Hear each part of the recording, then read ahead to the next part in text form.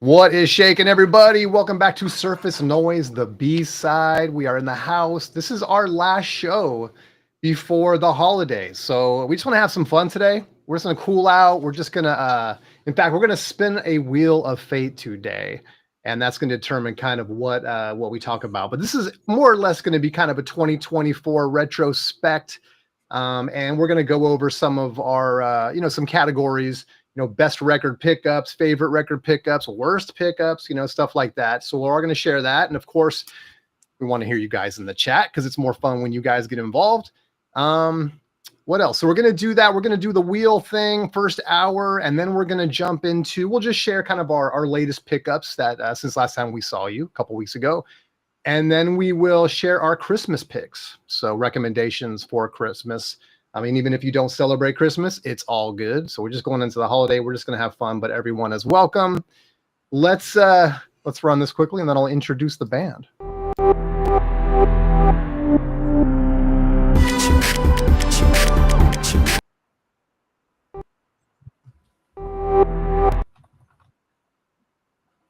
Okay, forget that. I couldn't even tell if it was running. Sorry. Can you just said you can't hear? Are you talking to me, Chris? Can you hear me? No, that was before. I can hear you. It ran fine. Okay. All good. I just saw a chat pop up. I can't hear him. Like, man, that was some of my best work. Anyway, let's introduce the band. Right next to me, we got Chris, Groove Seeker on drums. What's up, Chris? How's it going, man? What's up, guys? Rojas, Brandon, Jason. Happy Thursday. Ready to vibe out. What's Jason up? Right below me. Jason on bass. Right, Jason. So how's it going, man? Oh, we can't hear you, Jay. I'm doing all right. Now you can hear me, right? Yes. Yes, sir. Yes, sir. Back on the Surface Noise, right? So I'm here now. He's here now, slapping the bass. And then right next to him, we got Mr. Hall of Fame, Brandon. Brandon, on what, Brandon? What are you playing the instruments? Or if you don't, what would you play? Well, I was going to say, man, if you've watched any episodes of South Park, you know the black guy plays bass. Okay. I need to watch South Park more closely. Tell me you remember that episode. Okay, so we got two bass players in the house tonight. We got a drummer. I guess that puts me on lead guitar. So and your MC for the evening. And on bass. Yeah. Slap of the beast. All right, who's here? Easy now. What's up? Wyoming Dave in the house. Thanks for being here, Dave. Mad Vinyl in the house. AZ Mick in the house. Everybody's here. Appreciate you guys for being here. Let's just cool out and have some fun, man. We're kind of wrapping up 2024 for you guys, and we're just going to kind of just do what we always do on the B-side, man. Have some fun. So what we got for you to kick off, we'll go straight to it. We got a little wheel spin. And since graphics are always fun, we will start here. And let me pull up everything. There we go. All right. So what I'm going to do, it's pretty self-explanatory, guys. We got 10 different categories. I'll do a spin. We hit on that category. We'll just go around the room and we'll just talk about, what our bargain find is or favorite cover art is or whatever. So we'll go through that way. Let's give it a spin. If everyone's ready, let's do this.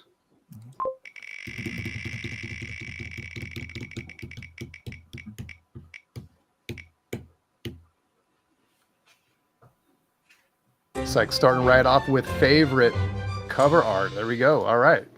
Let me block that one out just so we don't see it again. Boom. Okay.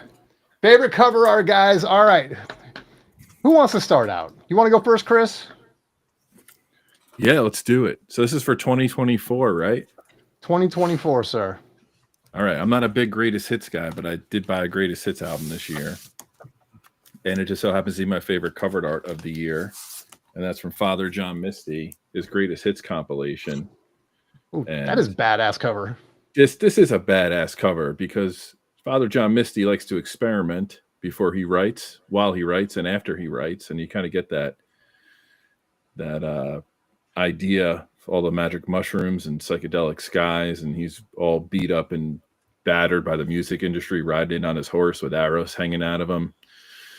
maybe like Rojas after a psychedelic horseshit gig. I don't know. But this is such a badass album cover, and the hype sticker on here is so Dude, great. I'm like literally might have to get that just for the cover. Well, you should have this. Everybody should have a little FJM in their catalog. But so this says, warning: this compilation features mostly old music. Longtime listeners risk swindle. Intended for new fans only. Well, I was not swindled by this, even though I have all of his albums, and I'm very happy about this one. So, Father John Misty's greatest hits. I followed my dreams. I'm sorry, it's great-ish hits, and it says I followed my dreams, and my dreams said to crawl. And this is my album artwork of the year. I love that, dude. We got the full solar eclipse happening. We got all the arrows to the back. My only question is that an AI piece of art, or is that someone actually made that? I mean, it's 2024, dude. I don't know. We'd have to contact the man himself. I don't know if he's a fan of some modern technology, but we'll have to see. Those are mushrooms, right? I believe they're edible as well. Oh, shit. So Oh my gosh. He's got a lyric on his new album, and it says, I was treating LSD with anxiety instead of I was treating anxiety with LSD. So that kind of puts in perspective where Father John's at. He makes a lot of psychedelic references in his music. So that's cool, man. Very cool, very cool. Nice way to kick it off. All right. What about you, Jay? You want to flash something? We're choosing favorite cover art. This is favorite cover art, yeah. My gosh. So this is from 1982. This is Rupa Disco Jazz. I played this. I've streamed it. Why did I choose this? Yeah, it's not as psychedelic as Caetano Veloso up there. Like, that's right up there, right? Not as cool. But it's very misleading because if we look at Rupa here, she looks like your favorite house mom at a karaoke bar, right? And in her house, right? But the thing is very misleading because this is more disco than jazz, and it's very funky. And since it's from 1982, it's got like some synths on it. You know, this is fantastic. I chose it because, again, very misleading cover, right? She's happy too. It's not depressing, you know. She's definitely not going to sing for Metallica anytime soon. So this is my choice, Rupa Disco Jazz. That looks like one of those backdrops you used to see it, like, you know, when you get your parents would take you into whatever J.C. Penney or Mervyn's or something, right, to get your picture. And they would drop definitely. That's what that looks like. She's not standing in no neighborhood on that picture. Right. That's good, dude. All right. That means you're up, Brandon. All right. Yeah, well, I'm going to kind of follow Jason on this one here. You know, when I think about all the albums, everything I got in 2024, just one of the covers that really stood out to me was this Mimi Ripperton, Perfect Angel. I remember when I saw that in the store. I mean, obviously, like, you know, the song Loving You and stuff like that is things we've heard a million times, and we know her inside and out and all of that good stuff. But I had actually never seen the studio album cover of that, like kind of where that song came from. And I don't know, it was just kind of something about it, just between, you know, kind of knowing her story and, you know, kind of the overalls and the, you know, the fro and, you know, I guess for the time slightly suggested with the no bra, but then also kind of the very innocent thing, which is kind of the, you know, ice cream cone in her hand and so forth. I just remember seeing that cover and was just like, there's something really, really neat about that. As simple as it is, it really drew me in. And so that was one that, again, not as crazy as some other things I could have pulled out, but that was the one that just really kind of, I remember, just made a mark on me when I first saw it. Yeah. Nice. That's cool, dude. Yeah. All right. Yeah. Some surprises in the mix too today. All right. Well, maybe this will be a little bit surprising too. I'll show mine. I picked up this randomly. I think this was one I was trying to save a little money on shipping, so I threw a second record in on Discogs. This was it. It's Warp 9. It's a beat wave. You can see that. The thing that makes this cover so great is just how bad it is, dude. It's like, to me at least, I mean, it's either charcoal or colored pencils or something. And it's not like, those portraits are nice. But it's like, what's up with these gold records? Whose hand is this? Why are these feet right here? And they tried to use this like green ribbon, or is that maybe that's a water hose or like I don't even know what that is, on the top and the bottom to kind of separate out. It's just bad. You got like the little cutouts for the title and everything. Warp 9. You know you're gonna get some fire when you spin this baby, but man, I just can't. It just makes them look super short. Well, why do we have the feet cut off right there, man? It's just, and then there's like you got 3 faces, but then you got 1, 2, 3, 4 sets of feet. What is happening here? So anyway, man, I just think that one, it's so bad it's good, man. So that had to be my pick today. For favorite cover art. All right. So what do we got next? Let's see. Let's take the spin. Let's take another spin. That was favorite cover art. What's next?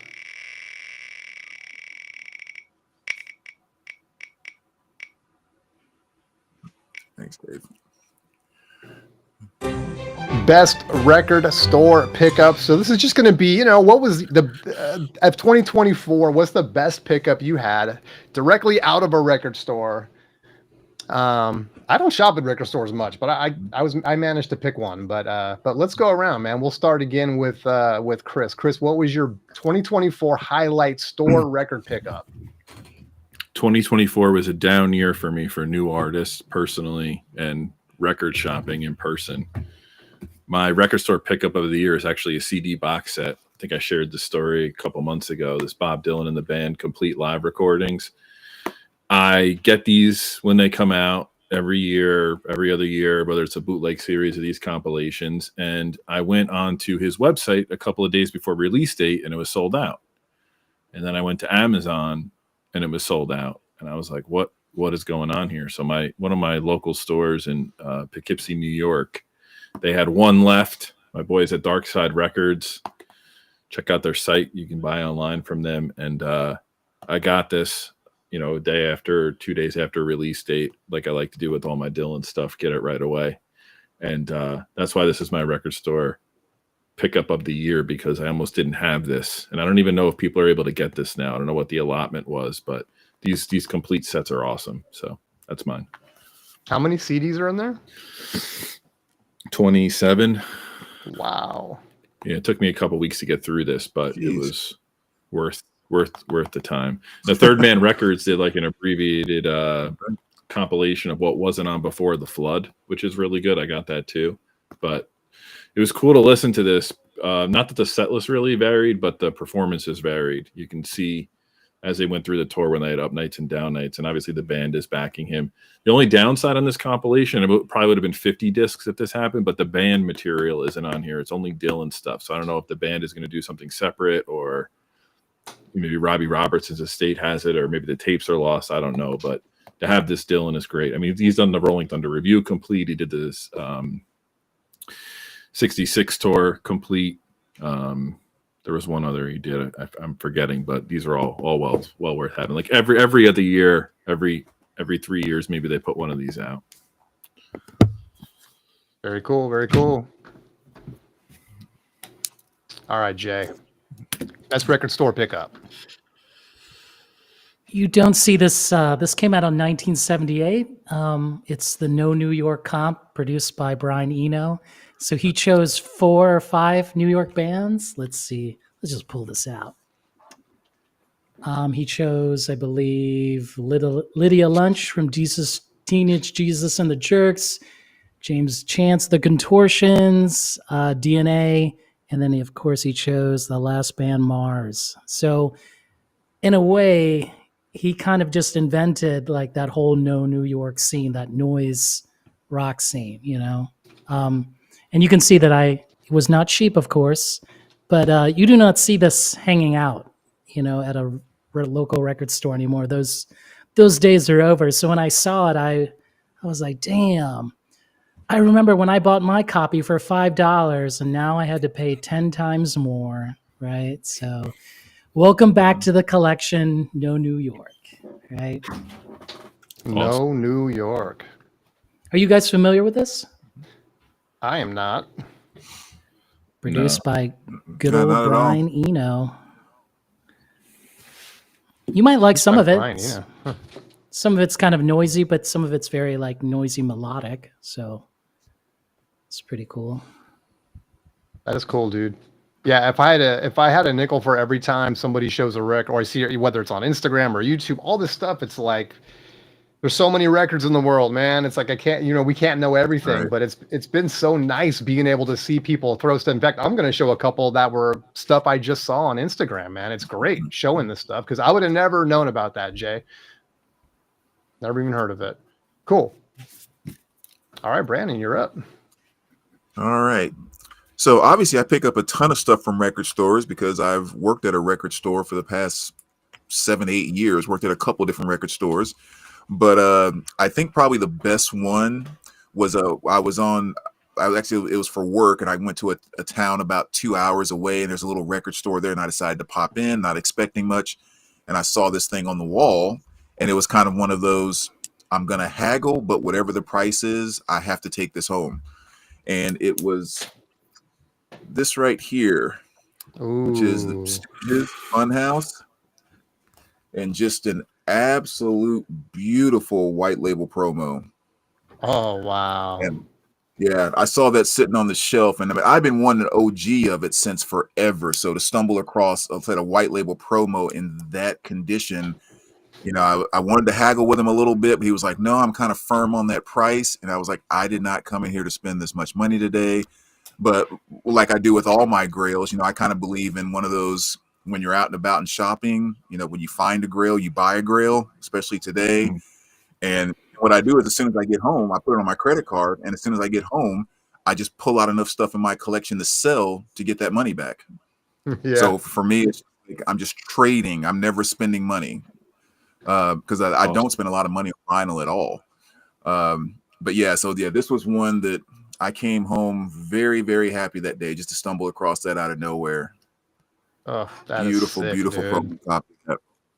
Yeah. Awesome. That's a great pro tip, man. It's like you need something. It's like then you got to start putting a little pile together out of your collection, right, to make up for it. I've definitely done that. Right. That's cool, man. Was it really expensive? Three figures, maybe? Expensive? Yeah, I mean, it was. I mean, I ended up talking him down to right about 400 is what I ended up giving him for it. Ones in this condition were, I like the ones that were sold and so forth were anywhere between 5 to 7. So I figured it was kind of a pretty good deal. And like I said, the minute I thought, as long as I sell stuff and I get home to pay it off, as long as I'm not spending any money, it's okay. And it was totally worth it. Man, lucky you. Man, good Very score. nice, dude. Very nice. Yeah. See, I shouldn't be going last, dude, because it's like, I don't have any $400 records to show.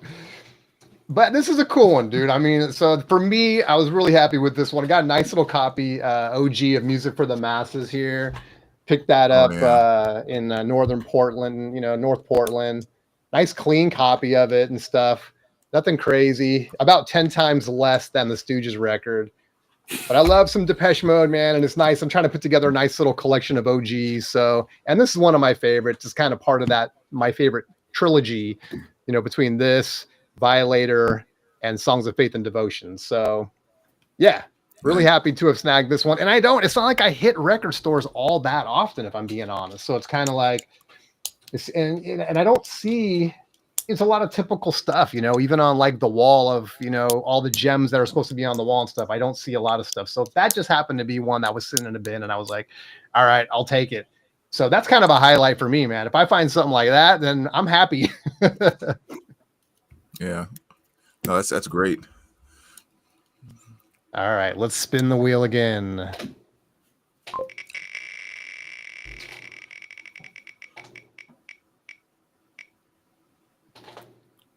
Oh, it's a liner. top record purchase. All right, so this could be from anywhere. From anywhere. So any, whatever your top record purchase for 2024, that's where we are. So Chris, let's kick it off, baby. Well, look, everybody's going to expect a Grail, maybe like a white label Maggot Brain, or I don't know what Brandon just showed.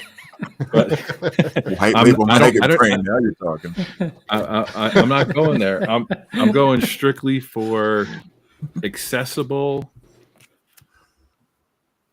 This is my top purchase of the year, and it's a series that's going to be ongoing, and I just think these are freaking awesome.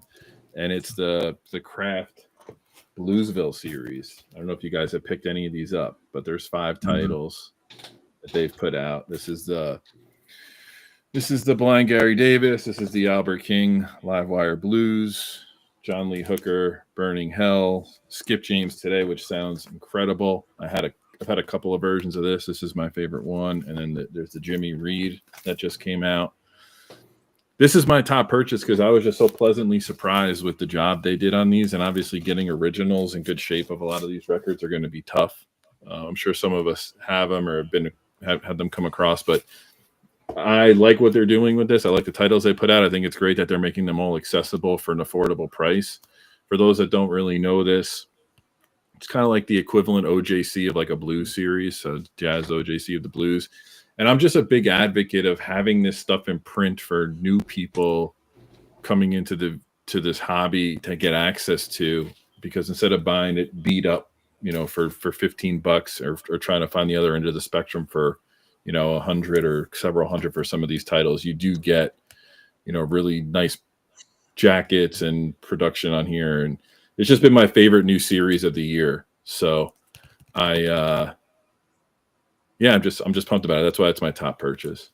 Chasing Records asked, do you like the electric or acoustic blues more? I like haunting, quiet acoustic blues, like a lot of like the Lightning Hopkins stuff and the Skip James one and everything. I don't dislike electric blues, obviously, but I like to listen to those quieter acoustic blues records. They're a lot more fun to me, but they're all fantastic. I just was been pleasantly surprised. Like I said, it's just a cool series. Yeah, man, those are cool. Good thing to know about. Are those still like available, or those sell out? Yeah. Cool, Get them on Amazon, Acoustic Sounds, Kraft. You probably get them in, most locals, I think, carry them. I don't know if they keep them in stock consistently. They probably get them when they come out, but I don't know if you guys have any of them, but they're well worth it. Yeah, I don't have any from that series. I have some of those records, but yeah, not from that series. Very cool, dude. Jay, you're up. This is 2020 best 2024 pickup. Sure. So this was released in 2008. It was never on vinyl, and I think I've showed it before. This is Juliana Hatfield's How to Walk Away. Yeah, she signed it, and her scribble is her signature, which, my gosh. I mean, let's take a good close of that. I don't know what that is. Could be a bug. Could be a dinosaur. I'm not sure. I mean, I was going to I introduced it wrong.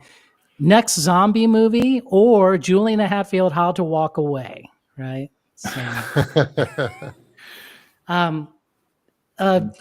it's a bit like away from her alt indie sort of rock, and she's sort of embracing a more mature, hate to say it, Sheryl Crow style, but it's actually very mature and she's super hot on here. I mean, I hate to say it, I don't know if she's in the slums of Boston or something, or Minneapolis. I'm not sure, but this is my pick for 2024. Like, I didn't know it was going to be reissued, so I'm on this American Laundromat Records mailing list, and they were like, we're putting this out, and we're having a pre-order. And I usually don't do pre-orders, but I'll pre-order it because I like this record, and she scribbles on it. There we go. That's cool. Her signature looks like a med school dropout. Yeah. It's very sharp, man. You cut yourself on that signature. Yeah. Nice, Jay. Very nice. All right, Brandon, what you got? Best pickup of the year. All right, best pickup. Considering I think that Stooges kind of fits in, the second thing I think was probably my second best pickup of the year was this right here. Motley Crue, Too Fast for Love, and this is a leather pressing, which was really Leather cool. pressing. JC over at the flip side, kind of he works at the record store out there in the Boston area. Sometimes he's really good friends with those guys, and they had one come in, and he knew I was looking for it, and called me up and kind of went through the same thing I did with the Stooges. I went ahead and bought it, and then sold stuff to get the money back. But with the leather pressings, like just a simple kind of way to look at it is when Motley Crue first kind of came on the scene. When they're kind of hustling, trying to make it before they get signed. There were 3 different pressings of Too Fast for Love, the first, second, and third. Like the first 2, I think, are on the white label, and the third leather is on a black label. The actual name of the pressing company is leather there. And then when they got picked up by who was it?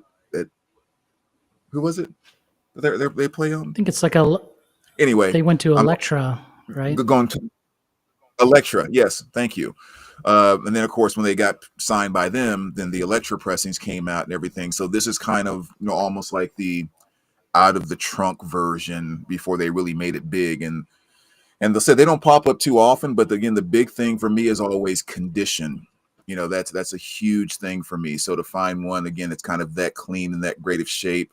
The Motley Crue and the Stooges were definitely my 2 big pickups for the year. That's cool. Damn. Nice. Yeah. Those are some nice pickups. All right. I guess that's on me now. Let's see. Best pickup. So I actually just picked this up. I'm kind of glad that it came before we did this episode. And this is one that is getting more and more pricey. This is Ramp Coming to Knowledge. Roy Ayers put this band together. And when did this come out? 77, 8, something like that. But this is really cool, man. This is not anything that I had heard of, but they actually Tribe samples a tune off of here for Bonita Applebum. Mm-hmm. And it's really cool, man. That's the thing I heard. I heard that song first, and I'm like, wait, I recognize this track. This has been sampled. And then it dawned on me. I went back and checked, and it was like, yeah, it was used by Tribe. But this is a fun album. Another cool thing about it is, so it's basically arranged by Roy Ayers and Edwin Birdsong, who might actually come up a little bit later. But I just discovered Edwin Birdsong too, and so I was like, okay, this is right up my alley. But it's hard to find these right now, and they can be a little pricey. I mean, they're going up and up and up. This is the reissue, so this isn't an OG. OGs are really pricey. But even the OGs are getting pricey now. So, but yeah, I was able to snag this. This is probably, and I don't know, probably because it's fresh in my mind also. But yeah, this might be my big pickup for the year, just because of scarcity and just how cool it is. And again, just goes back to I had no idea about this record, and it just popped up, and then I go and sample it, and I'm like, yes, I need that. So yeah, excited about grabbing Ramp. This is kind of my big pickup for the year. Nice. It's funny you brought that up. I just watched that Hendrix documentary on Electric Ladyland. So I went on this rabbit hole of all albums that were recorded there, and that album was recorded at Electric Ladyland. And, yeah, okay. Well, I'm learning new stuff about it all the time, man. There's a lot of good things about this. It's the only record they did, but it's pretty cool. It's pretty cool. It's like a DJ. No, I wouldn't say a DJ classic. It's like I think like a producer's classic, like a producing DJ's classic, like something you'd hear if you were in a really trendy club in New York City. You'd hear that on the like a groove going with that stuff. So it's a cool record. I saw the other night you had it. Go ahead, G. Well, no, I was gonna say that's a problem too, right? Because DJs snag them up, and then they wear them out, and then and then you try to buy one, and it's like you can't get them in good condition, or they're super pricey. Right. Did you look up what RAMP stands for? RAMP? Yeah. Roy Ayers. Is it music production or something like that? Or yeah. Is that what it is? That's cool. Yeah, got me thinking about Roy Ayers again too. And apparently there's a lot about Roy Ayers I didn't know. So I'm gonna start going down that rabbit hole too. But yeah, really fun record. All right, let's spin the wheel of fate once more. While this is spinning, Brandon, you have a question. Oh, it's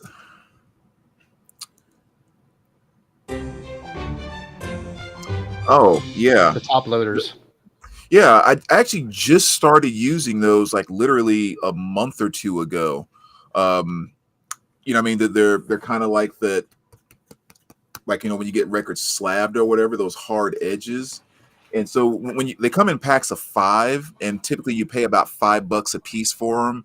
And so, yeah, for the most part, it's just kind of anything in my collection that I just kind of feel like I just think it's nice. I just want to treat it special, you know, that type of thing.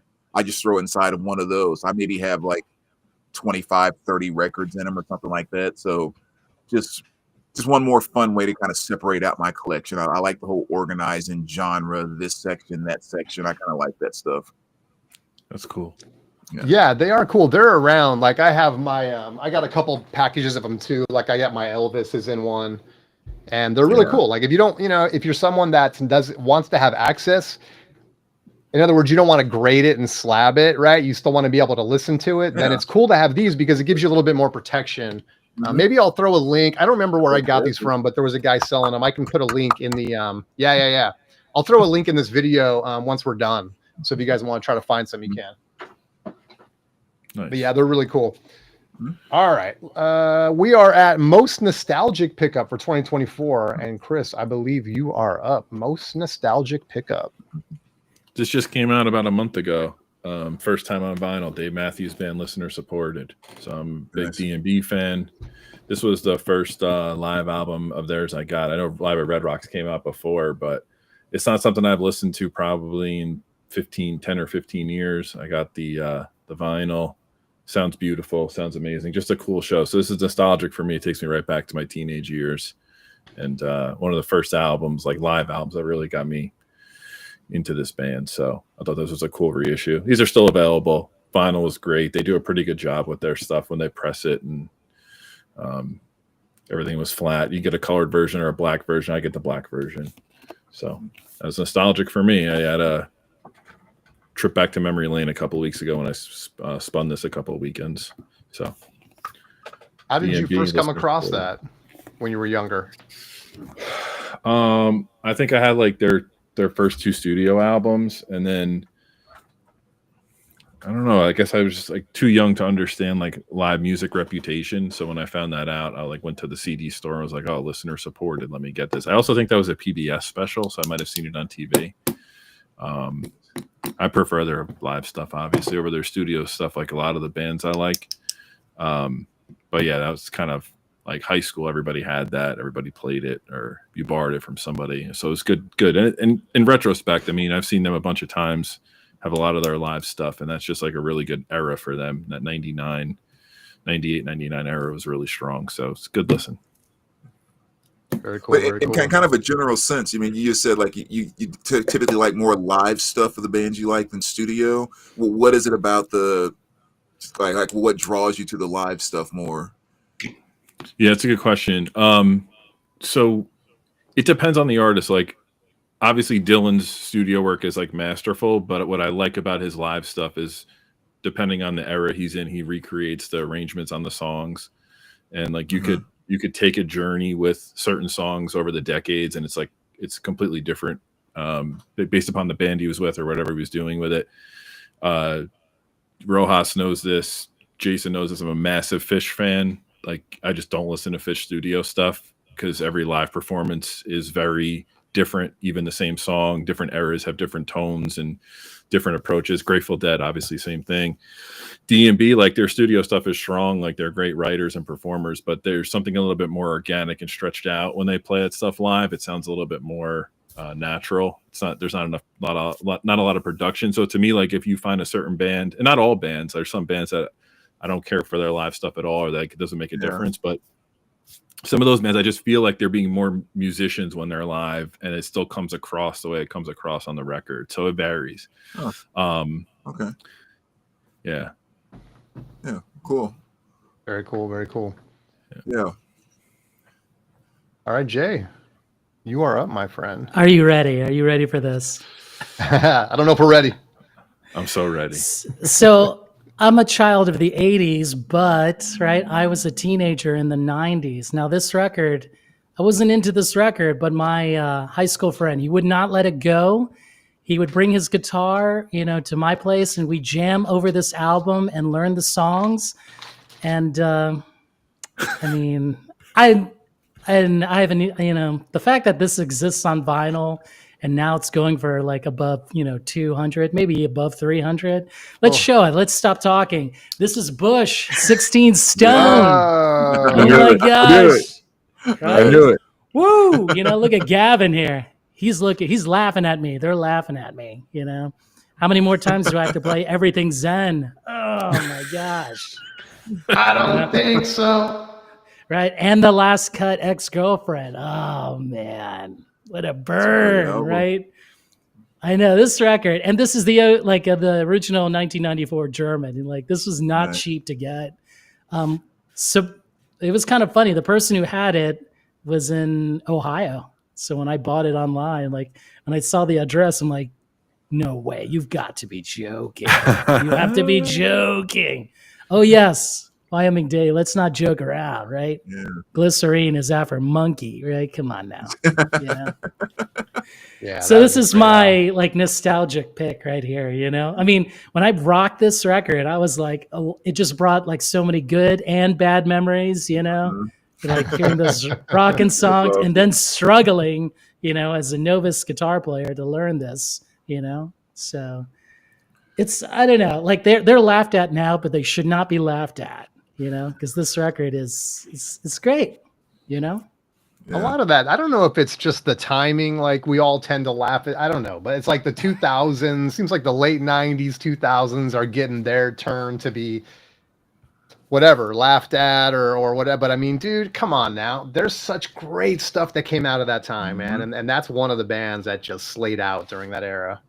I mean, we're lucky that Jose is not on the panel. So this one's for you, Jose, if you're watching. Bush, 16 Stone, go suck it, Take that, Jose.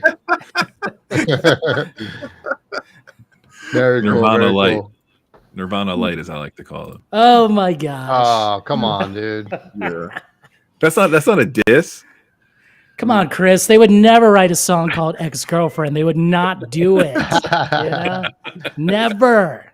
Look at that. Don't ever insult Bush like that. I mean, it is funny you say that, Chris, because now you put it out there, that is exactly what it is. It's like Nirvana, a little more radio friendly, a little more some popish flavor, but they really do sound. That's what a popish Nirvana would sound like. I agree. I don't own that record, but it's just one of those situations. If that comes on XM with my wife Ryan in the car, it's getting turned up, and we're gonna be like, "Damn, this was good!" It just is. See, Gavin knows. He knows. Yeah, Gavin he knows. He knows. That's good. Very That's nice. great. Very nice. All right, Brandon. Most nostalgic record. My little walk down nostalgia lane makes me go back to when I first started buying CDs. And of course, with as scarce as money was, it was always about going to the greatest hits, And one of the ones that I just can remember playing to no end was the Genesis Turn It On Again. I remember when they just reissued this past year, was it? I think I think it was 2024. I remember when I just saw the album cover pop up in the box when we opened it at the shop, and it was just like this flood of memories and thoughts and everything just came back because I just remembered all the times of looking at that CD cover, and such a simple cover, but you knew when you put that CD in, there was going to be such great music coming across it. And when it comes to kind of the more mainstream Genesis hits, especially with all the Phil Collins stuff, it's kind of everything you could possibly want on this album. And even to this day, it still almost hits me like brand new every single time I play this album. It never loses its punch, its thrills, its I don't know, just almost like the progressive joy that it brings. It just I never lose it anytime I spin this. So I said, just seeing that Genesis written like that on that all white background is just automatically takes me back to some of my absolute favorite days of listening to music back in the past. I'm glad to know they have that, dude, because that was big in my time. You know, when that stuff was coming out, Phil Collins was doing Genesis and then his own thing. Dude, that stuff was super popular and on the radio, man. And I listened to all that stuff constantly, along with anything else I was listening to, man. Phil Collins was right up there. So that's cool, man. I'm kind of glad they put a little collection together. So I'm gonna have to snag that. Brandon, That one Yeah, has it's Congo a on great it, one right? because what's that? That one has Congo on it, right? Yeah, it does. That's like It's that basically other the lineup. way I've always thought about it is it's like more or less, Invisible Touch, which of course is just like a greatest hits from start to finish with their other hits scattered on top of it. Like that's basically what it boils down to. And it's if you don't have any other 80s Phil Collins Genesis in your collection, this one album will pretty much cover most of what you at least initially need. In my Does that opinion. have Easy Lover on it by chance, or was that Philip Bailey? I can't remember. That was Bailey. Okay. Yeah. Yeah, that's awesome, dude. Very Yeah, nice. that's I'm making a fun. note of that one. All right. All right, I guess I'm up. So for me, most nostalgic pickup has to be the man himself, the Egyptian Lover on the Nile. Man, I've been wanting one of these for so long, but I didn't want to overpay for it. And I finally was one of those deals. I'm just lucky that it didn't keep going up and up and up, because sometimes you don't, like Brandon said earlier, like if you don't buy it when you see it, you can really mess yourself up. I waited around. I finally picked this one up. I didn't have to overpay or anything. But man, dude, I was actually spinning this earlier today, and it's just so nostalgic. I mean, just Egypt was just, that was a theme song for me, man, when I was like 12, 13 years old. But listening to some other stuff on here too, and my beat goes boom. And just some of the other stuff, man. It's really a cool record. And it's one that, when you start talking about what's nostalgic for you, it's like, how do you even explain to people, it's like, it's part of my DNA. I can't tell you why I like it so much. Maybe it's the 2 808s, maybe it's, the lyrics. I don't know, man, but this is just such a great record. So yeah, my big nostalgia pickup this year, finally grabbed it, had the cassette tape 40 years ago. So it was nice to grab it on vinyl. Egyptian Lover on the Nile right there. And there he is holding his 808 right here. Let's see. Aren't you guys homies now? Isn't there more to this story? Oh yeah, I was kind of, I don't know what you want to call it, like flexing to Chris earlier. That Egyptian Lover follows me on Instagram now, baby. There he is in all his glory, Jay. That's awesome. And Yeah, Jason, man, so sometime when we get a little bit of time, like away from here, I remember one of the most awesome mixes that I ever recorded off of the radio was a guy that had mixed Egyptian Lover with When Doves Cry by Prince. And it's still to this day one of the coolest mixes I've ever heard. And I'm going to have to share that with you. So don't let me forget. Dude, I can't wait. It's awesome. Can't wait. Well, get it queued up, because we're going to meet up tomorrow. If you can. Yep. That's exciting, dude. I can't wait to hear that. All right. Let's spin the wheel of fate one more time, guys. Let's see where we land. That was a fun one. Oh, best bargain find. All right. Best bargain find, Chris. Now, for 2024 standards, this is a bargain. I'm sure Rojas and you and Brandon might disagree, but Rick James Street Songs, minty, crispy, in perfect condition. Nice. $7. $7. Best $7 I spent all year. This is my bargain find. Love it. Such a fun record. His first record too, man. So good. Sweet. I think it's got the yellow label, the very Gordy label. I forgot. I didn't do too much research on this. Yeah, purple and yellow Gordy label. Just sweet. Oh yeah. So I was in I showed this on another stream, but it was in like a used bookstore with my wife and my daughter, and they were just letting me have at it for a while. And this came up. I was like, oh, this is probably beat to hell. I opened it. Looks like no one's ever played it. So I was like, I'll be taking this home. So gotta love that. Nice. Nice pick, dude. Nice pick. That's great. Whew, Rojas, nothing wrong with little $8. Rick James. Is $8 too much for this? No Well, way. it depends on who you Let's- are. Let's ask Jay.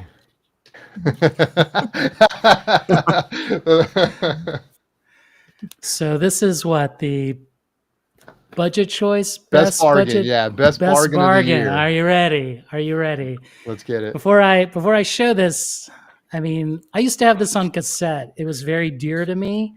I know these guys hate each other now, and I know the person, Beth Hamilton, she really took care of this record.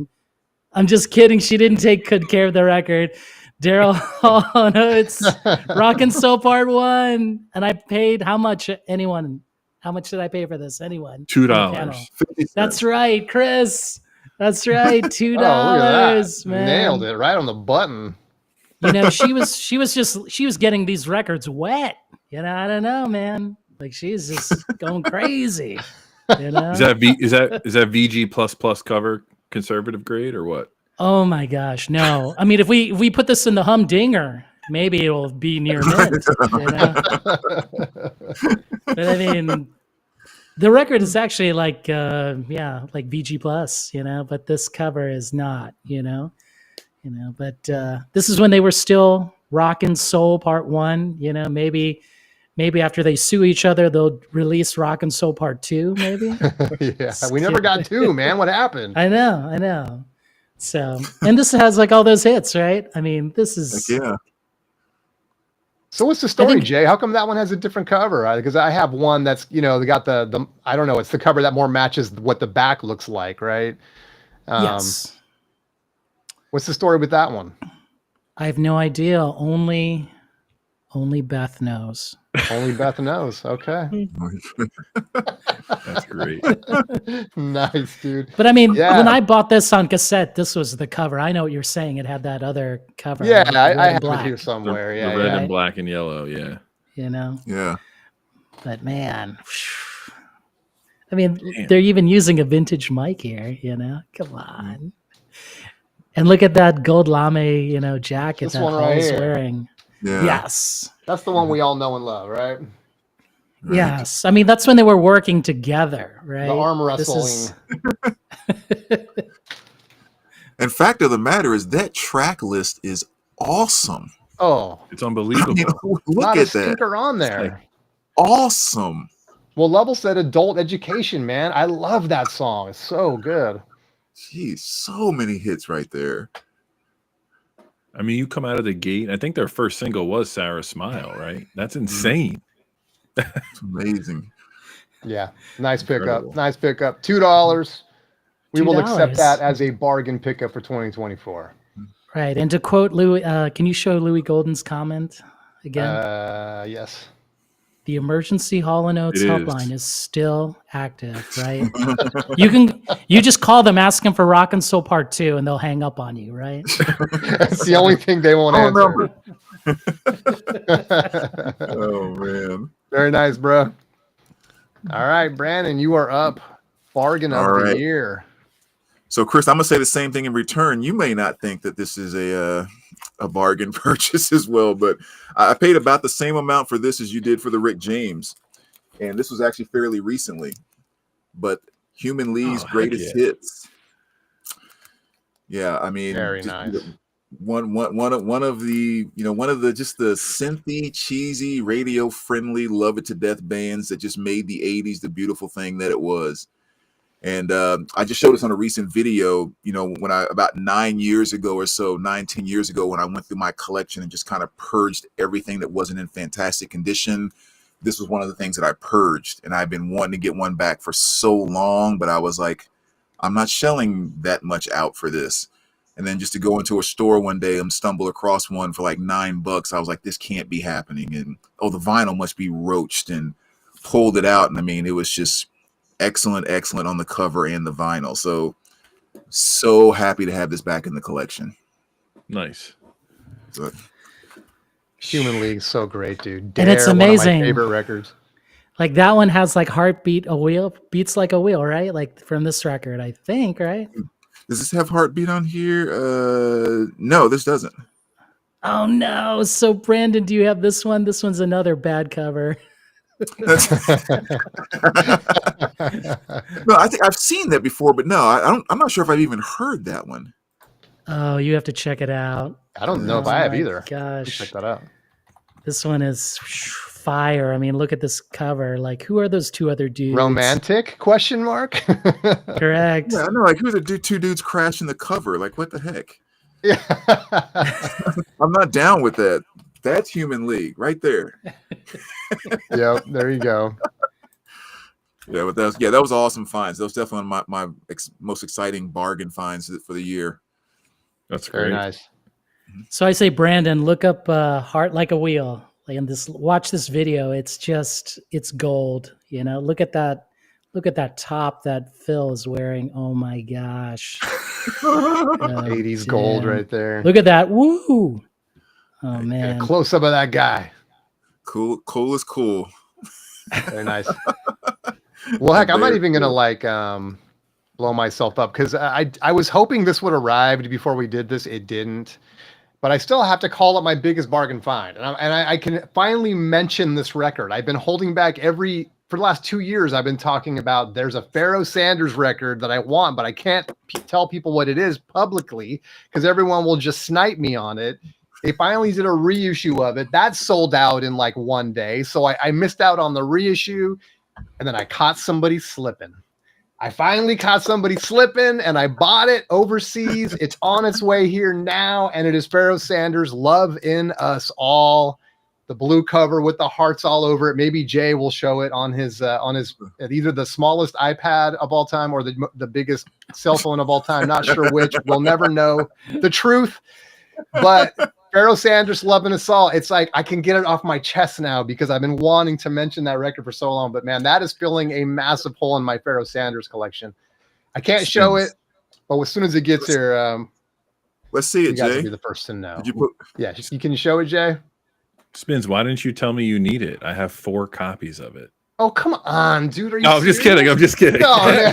I was hoping that was real. Though. Killing me, dude. Killing me. I would show it, but I can't mess up my wheels. So if I do that, I'll mess up my wheels. So maybe, or I can throw it up on the thing. You guys know it. Loving Us All.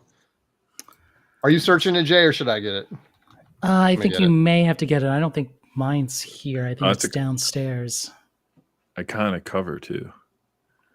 Yes. Yeah, so it's this one right here.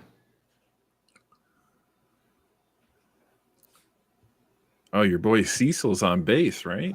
Cecil. There we go. McBee. There we go. Oh. Pharoah Sanders, Loving Us All.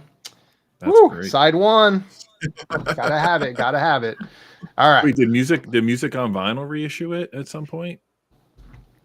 I don't know. Whoever this latest, it was reissued overseas, at least for us here in the US, about maybe a couple months ago or something. It sold out in like a day. So I was able to snag one. Nice. That's All great, right. man. Let's spin the wheel of fate once more. Where were we?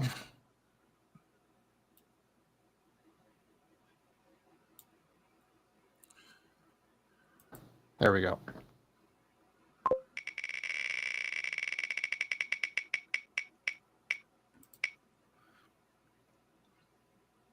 Another liner. Oh boy. Biggest surprise. So your biggest surprise of 2024. Biggest surprise of 2024. Chris, you are up. This is a surprise for 2 reasons. It's a Yusef Lateef record. It's called Detroit Latitude 42 30 Longitude 83. 2 surprises on this. This is Yusef Lateef like you've never heard him. This is a funky ass record. I put it down put the needle down. I was like, this is not Yusef Lateef. It is. The second thing that's great about this, I don't know if you guys follow this label, Arc Records. They're out of the UK. They've done 3 reissues this past year. They did the Yusef Lateef. They did Max Roach, Members Not Get Weary, which I've shown on other shows. And they also did this Roberta Flack compilation, which is awesome. I'm waiting for them to put something else out because everything I get from them is great. They're all analog, mastered from the original tapes. I'm not sure who the engineer is. But But it's a surprise record for me finding that reissue label, but also just this album is dope. I mean, you should stream it at the very least. It's Yusef like you've never heard him before. I'm not sure of the other players on the record. I haven't dug into the background too deep, but it's just a really fun album to listen to. So that was my surprise purchase of the year. Ooh, that's a nice surprise, man, because I love Yusef Lateef, so that's cool. Yeah, this is cool as hell. I mean, even on the back, you can see this isn't the back, this is the jacket, but he's just having some fun. Yeah, it's cool. Cool stuff. That's cool. Very nice. If you have 4 copies of that too, you can send me one. Yeah, right. I wish I didn't. All right, Jay, you're up. So this poet, he ruined my life, actually. So when I read him in junior high, he persuaded me to go seek, outside, go on adventures with friends, troll coffee houses, and I blame it on Jack Kerouac, right? Nice. On the Beat Generation. So this is him reading, like, from his poetry and books and stuff and such. Of course, That he's is reading cool. Mexico City Blues. Now, I don't usually see this out in the wild, so to actually find this, I kind of held this and I held it and go, oh man, Jack, like, damn you to hell, So I should show the back at least so you can see what he's reading. So Desolation Angels, San Francisco Blues, of course, Mexico City Blues, Old Angel Midnight, The Subterraneans, and of course, his tribute to Neil Cassidy, right? Neil and the Three Stooges. Mm-hmm. So here we are. My choice here. Jack Kerouac reading On the Beat Generation. Rojas, do you remember in the late 90s, early 2000s, there was a CD compilation of other artists and writers reading his stuff? I don't know the name of it. Did you ever come across that? There's a great, like, I think Lou Reed's on it. I think Hunter S. Thompson does a short work of his, but I gotta find it. I probably have the files, but that's a really cool piece too. I don't know if you remember it. And it was fairly priced. No, I haven't heard it. I'll check it out, Chris. And it was $20. It's not bad. With a weird thing on it, And then whoever, let's see if we can show it. Whoever Bill is, I guess. Is that Bill or I don't know. It looks like P. Diddy. Just kidding.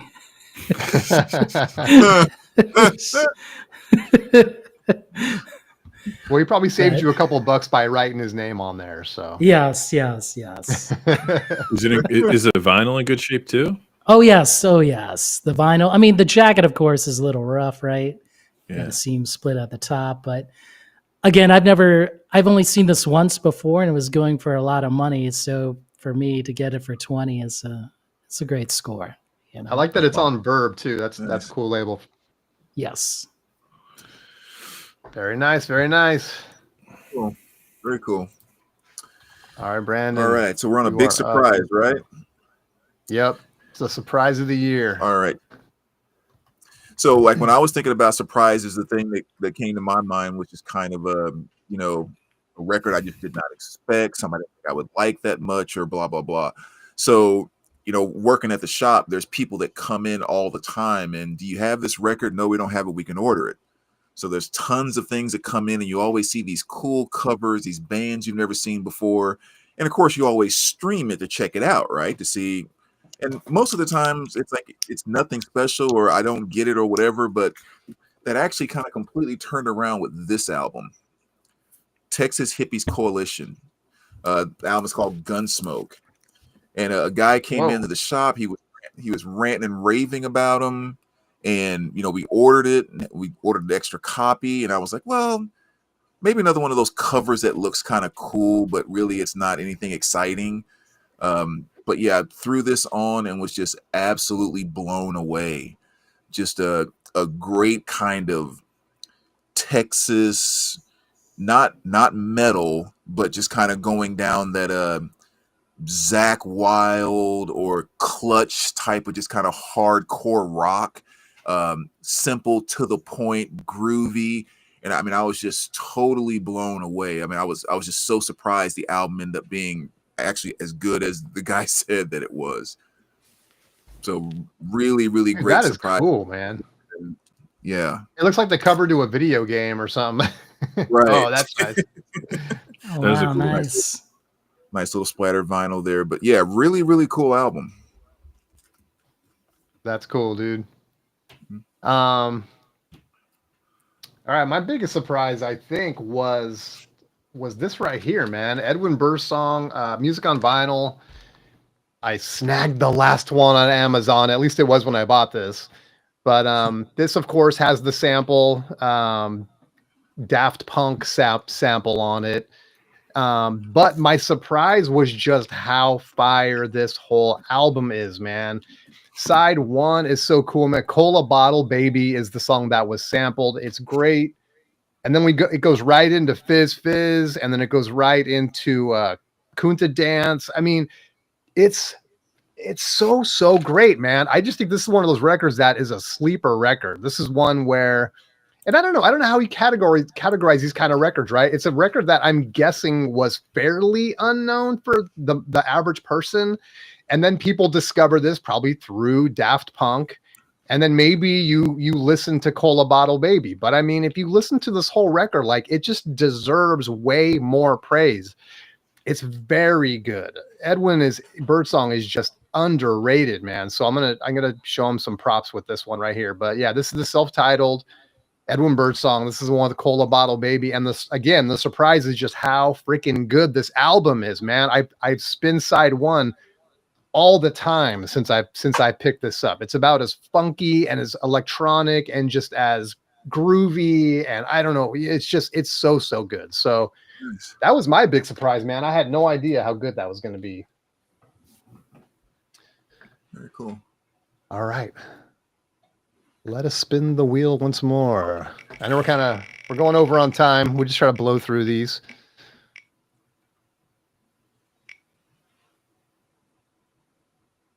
Best new artist you discovered right there. Best new artist. Chris, get ready. Let me take it off here. This is not a new artist. He's been out for new a while. New to you. New to me. And this album came out in 2023. My best friend is a huge music fan and a musician, and we have some stuff we overlap on, but we're on opposite poles on a lot of other stuff. So he told me about Chris Stapleton, beat me about Chris Stapleton. Finally, I listened to Chris Stapleton. I'm going to love him. The next guy he told me about, which I denied for a long time, is this guy, Zach Bryan. I'm sure you guys have heard of him. Mm-hmm. This album, I don't have all of this stuff. I have this album. This album is freaking incredible. It caught my attention because my daughter loves Casey Musgraves, and he has a duet with her on this record. It's a great song. It's called I Remember. I know this is like a big hit in the country world. I don't really follow that. But I say, you know what? I'll buy it, put it on the table, and it didn't come off for a couple of months. I just think he's a great songwriter. He's unique. He's not, it's not typical country. He's got a really good imagery in his lyrics. A little bit of Springsteen, I guess, in him. A little bit of a Dylan, maybe less sophisticated, which is okay. But I was just really pleased. My best friend's like, just listen to him, and I was like, all right, I'll give it a shot, and I was happy I did. So Zach Bryan. And again, I think this came out in 2023, not 2024, but this is when I learned about him. Very nice, very nice. Great pick. Yeah, you like him, Brandon? Yeah, that's a fantastic album. It's really good. And the collaborations on there, like Hey Driver is a great song. There's that song with the guy from the Lumineers. That's unbelievable. I mean, like, unbelievable songs. Yeah, that's a good one. Wow. All right, sorry, I'm kind of jamming through because we're hitting the top of the hour. That's okay. Jay, you're up. This isn't like a new artist, like new from like just recently or whatever from 2024. Like, I have a good friend, so shout out to my buddy Zach out there. He's an amazing musician, and he always tells me about stuff he's listening to, and his eclectic music tastes are so varied. So he was talking about this. I'll just show it. This is Nasal Jiwan. I think that's how you pronounce it. And this would, you would rather, I think it's Moroccan folk, but actually it's not. This is like a trance record, and you put it in and you get into a zone and you can't escape it. And he found out because I think Martin Scorsese was hyping them up. They have like a a documentary called Trances, I think. But this record, like as soon as he sent it to me, I couldn't get it off my playlist on iTunes. And I was like, gosh, I have to buy this record. Is it hard to get? And, fortunately, it's not that hard to get. It's still reasonable, under $70. I still think that sucks, but this is an amazing record. Like, if you don't know this, it'll just take your life over, I think, Wow. That's another one where you just see it in a record store, you skip right over it, right? You have to know so that you know Right. to stop and snag it. That's cool. Yeah. That's So great. are you guys familiar with this record or have ever heard of these guys? No? Okay. No, but I will be. Okay. The way you Yeah, like described I said, if it, I I saw it gotta in the check it dollar out. bin, I would just flip right past it. It's like no clue. Exactly.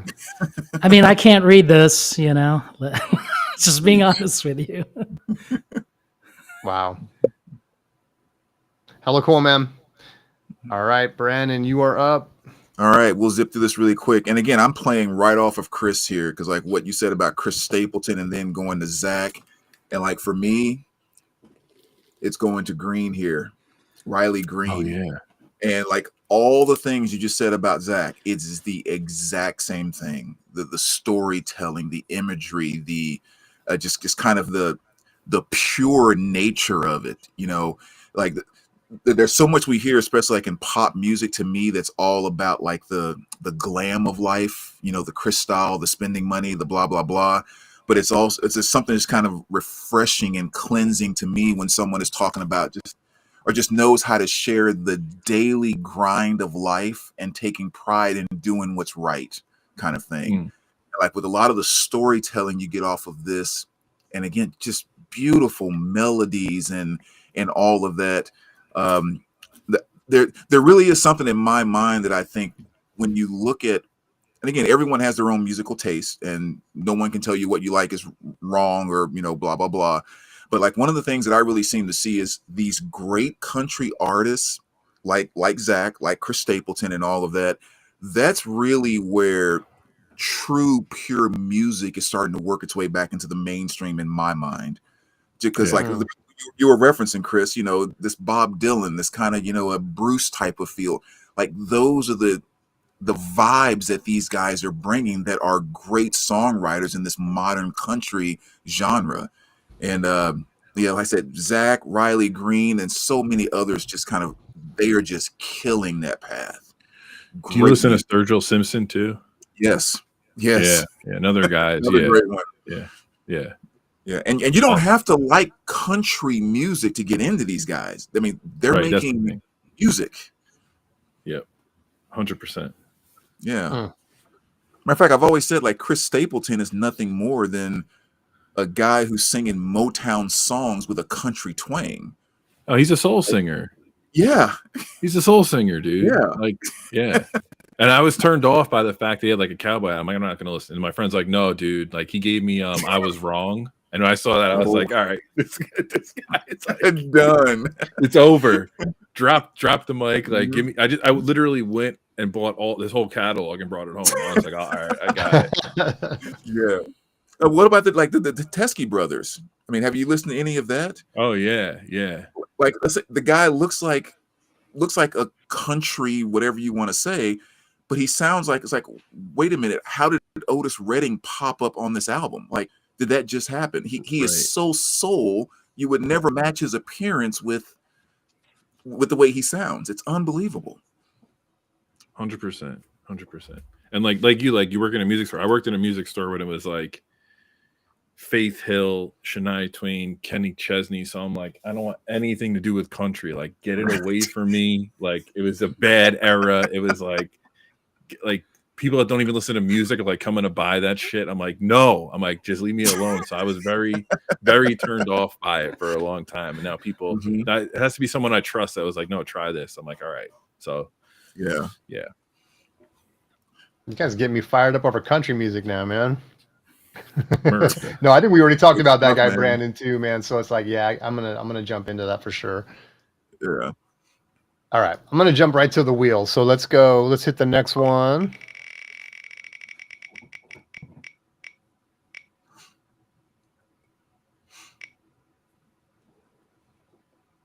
most played record of 2024.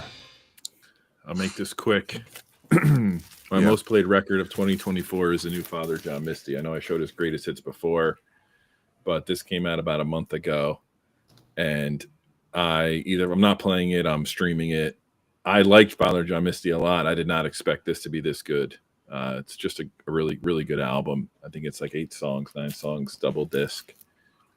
He's just a special songwriter. He's got a little Leonard Cohen in him and a lot of other flavors, but he's a unique cat.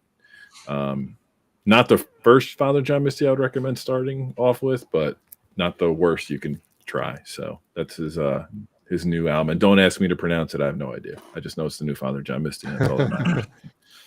If anybody else can try to pronounce it. It's Mahash Mashana. That's it.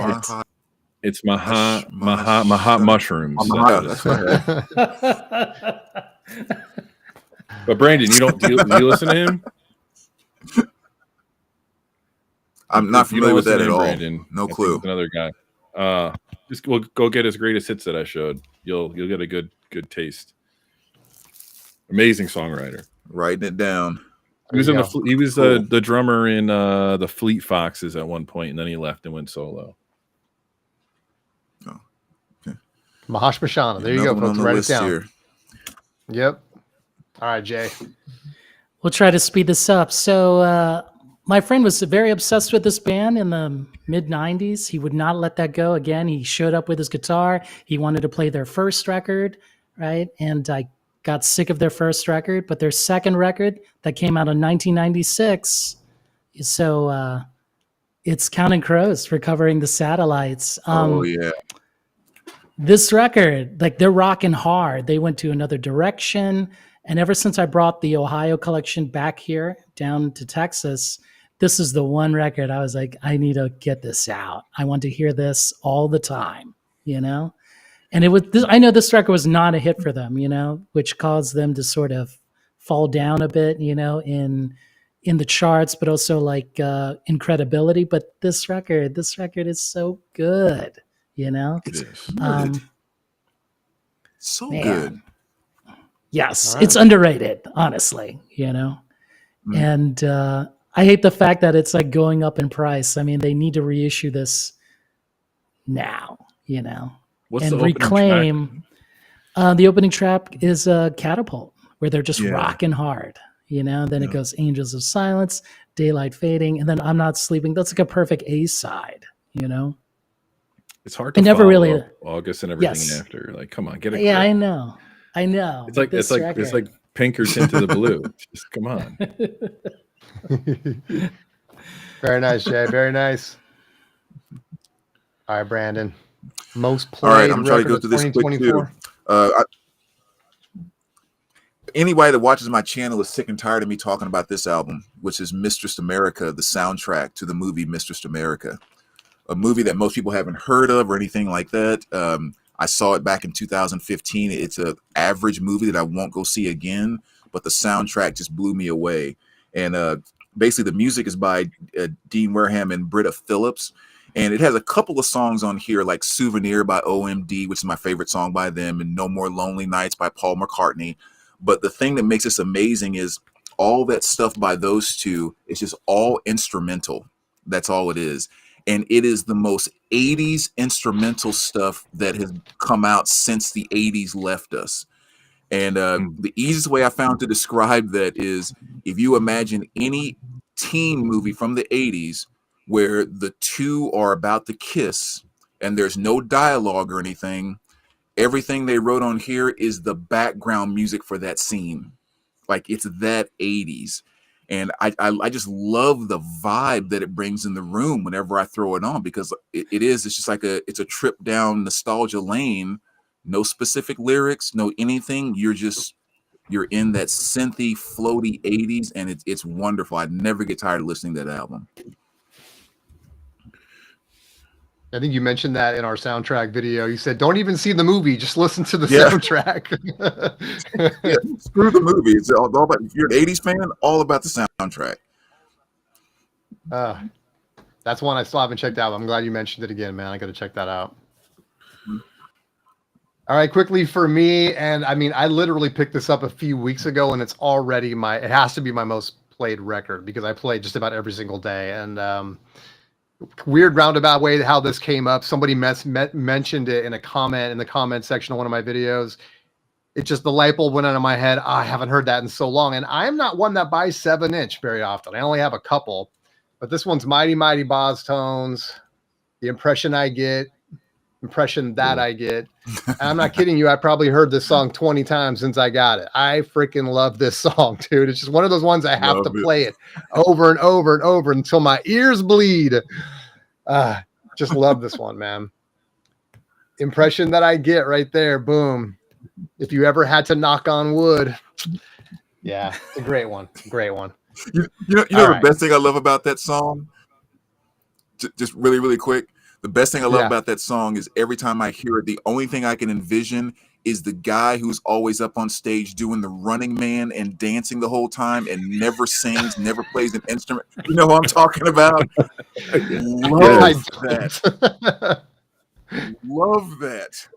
But now I got to see that. That's awesome. Yeah, we'll talk. We'll talk later. We'll talk later. All right. All right. Here we go. Wheel of Fate. We only got 2 more. What do we got? I hope we end on the right one. Uh-oh, pressure. Yeah.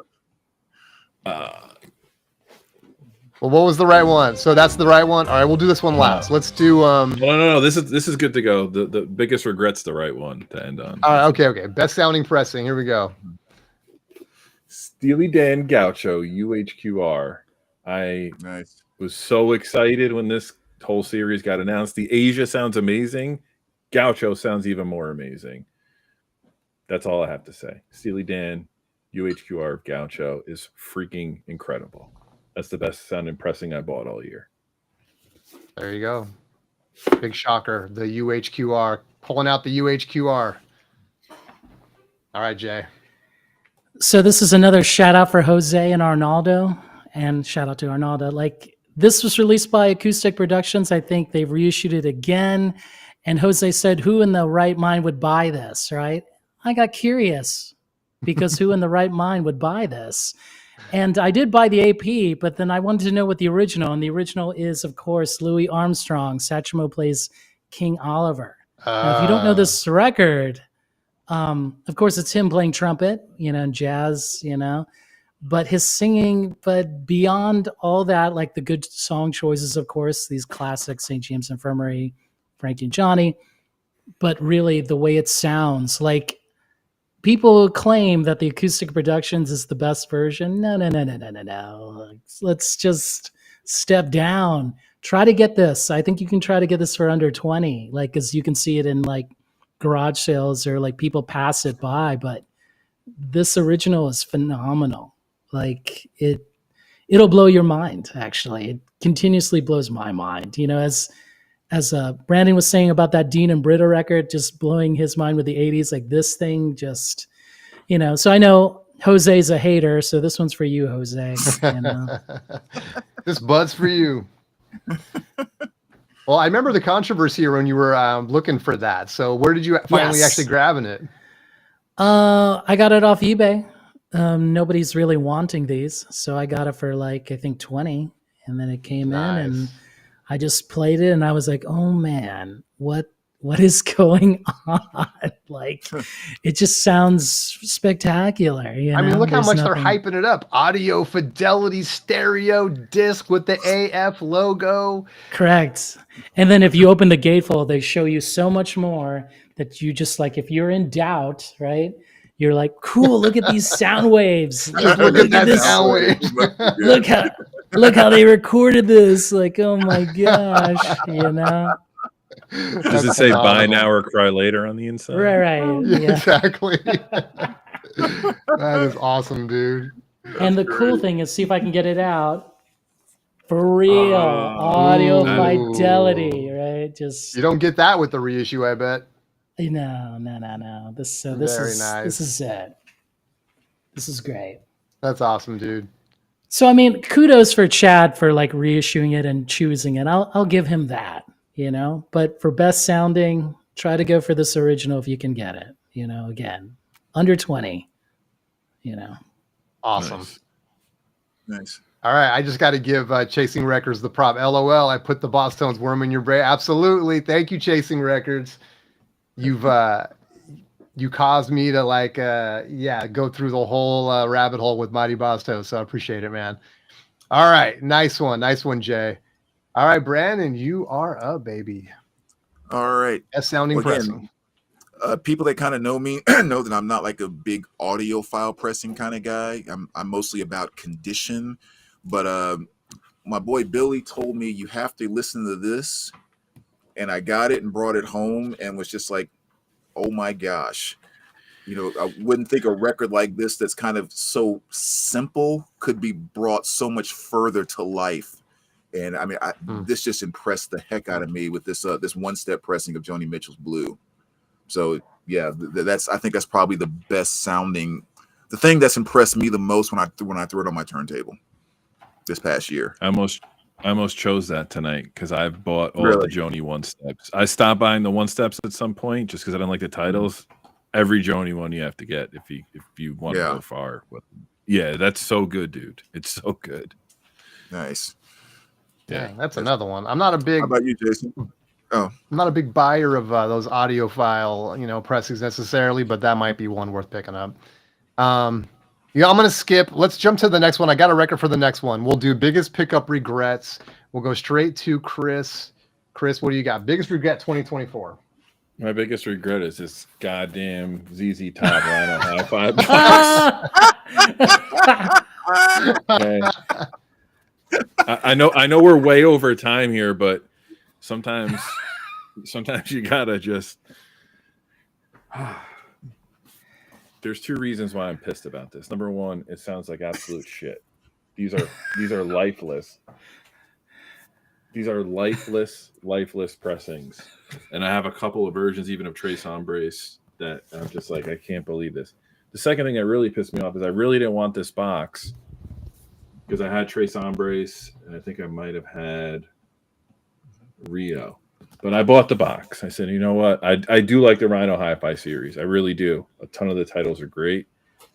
And then I buy the box. I go through the trouble. It comes defective. I have to send some back.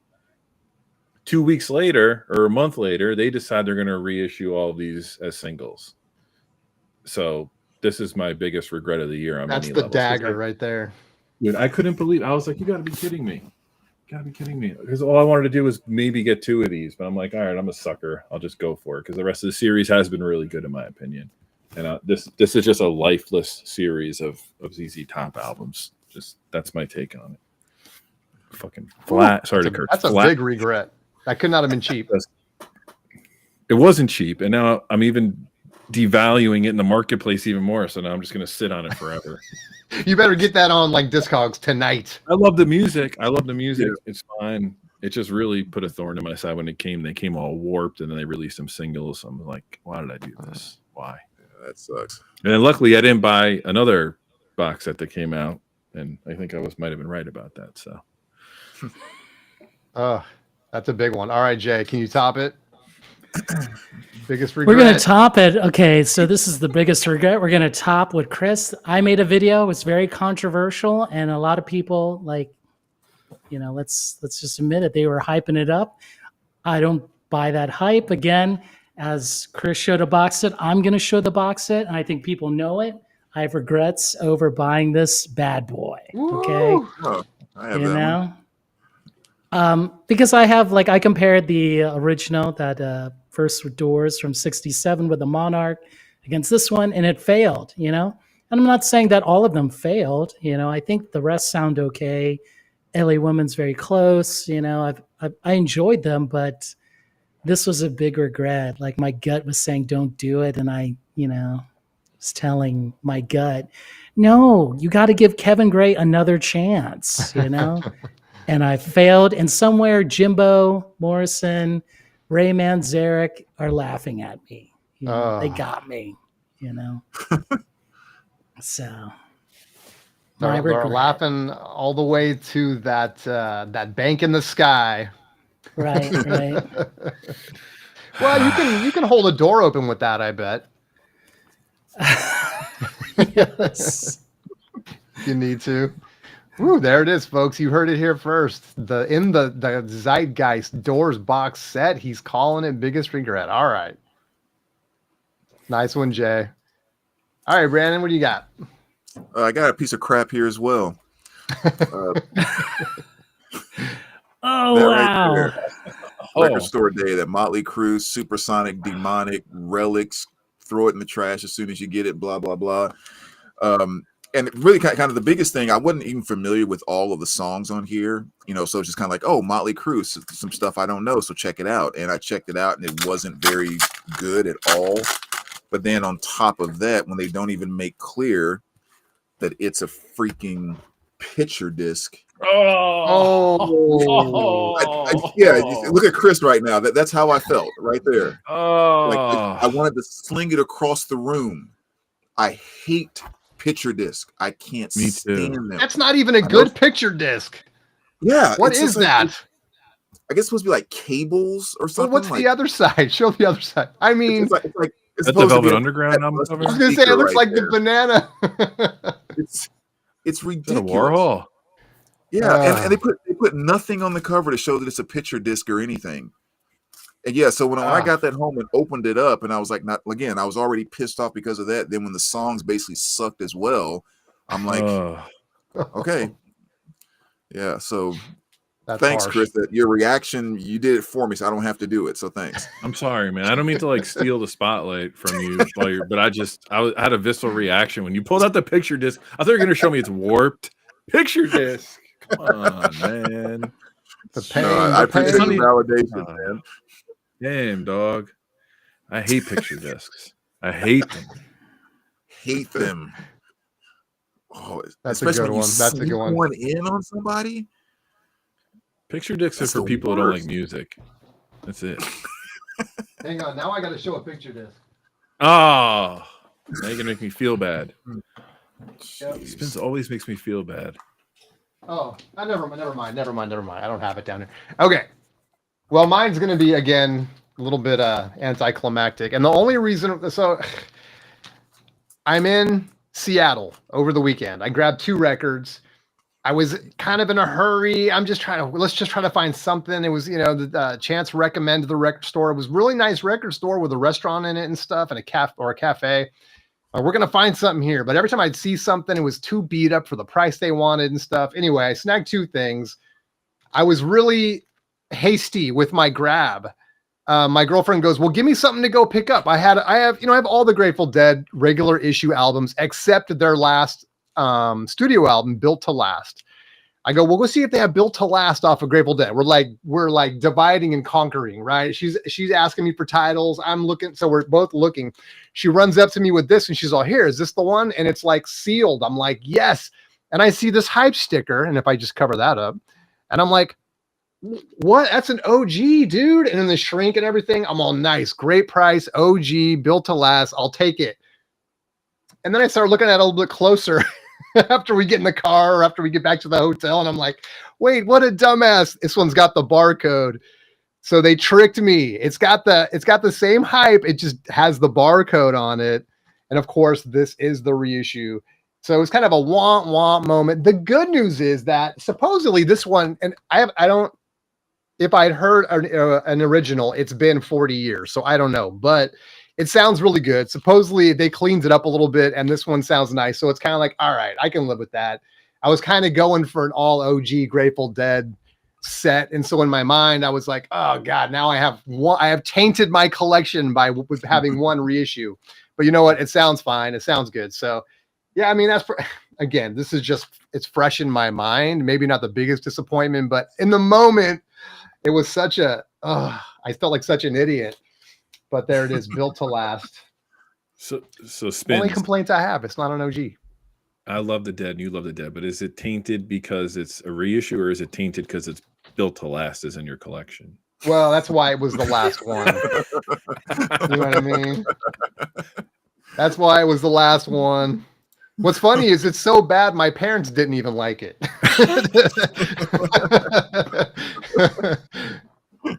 All right. It's got let's close. We got to close this out properly. I know we went long, ladies and gentlemen. Thank you for being here. We're going to continue the freestyle, but for you listening to the podcast, You're gonna have to. We're gonna wrap up here, and you're gonna have to go click on the second link, which will take you over to the freestyle, which is coming up next. If you're live, stay with us. We got the freestyle coming up, and so we'll just do this. There you go. That's for our editor in chief, Chance. Let me change one little graphic, and then we'll jump into it. Boom. Okay. As soon as that happens, as soon as that lights up, then it's official. So there it is. All right. So like I said at the opening of this, we're having fun. We're just vibing out the holidays. We don't want to put a lot of pressure on people for this episode. So we just got a couple pickups. We'll show what our recent pickups are since the last time. And then we'll close out with some holiday recommendations. And yeah, we'll just close it out, man. I think this will be my last time on here for the year. So I should say thank you. I mean, it's been a great 2024, and I appreciate all of the support that that you guys have given us here on the B side in order to allow Chance to take Surface Noise to a weekly show. So thanks so much for that. And in that spirit, we're just gonna try to show some more cool records for you guys, and yeah, close out the year for us. Who wants to get? Is anyone queued up and ready to go? Just kind of just show some pickups for this last couple of weeks or so. You want to go again, Chris? Sure. I've been trying to be disciplined lately because I just bought too much this year. But I do go into a heavy jazz mode around the holidays. So I did pick up the new Small Batches Bill Evans trio. I haven't listened to it at all yet. I just cleaned it. I have all the small batch. They're really cool, most of them. So I'm excited to hear this. And then Blue Note was having a sale, so I waited and did an order for the 2 new classic series and 2 new tone poets. So I got Lonnie Smith Drives, and I got Grant Green, which is I'm looking forward to. Then I got the 2 new tone poets, Freddie Roach, Good Move, and this Hank Mobley Slice Up Top.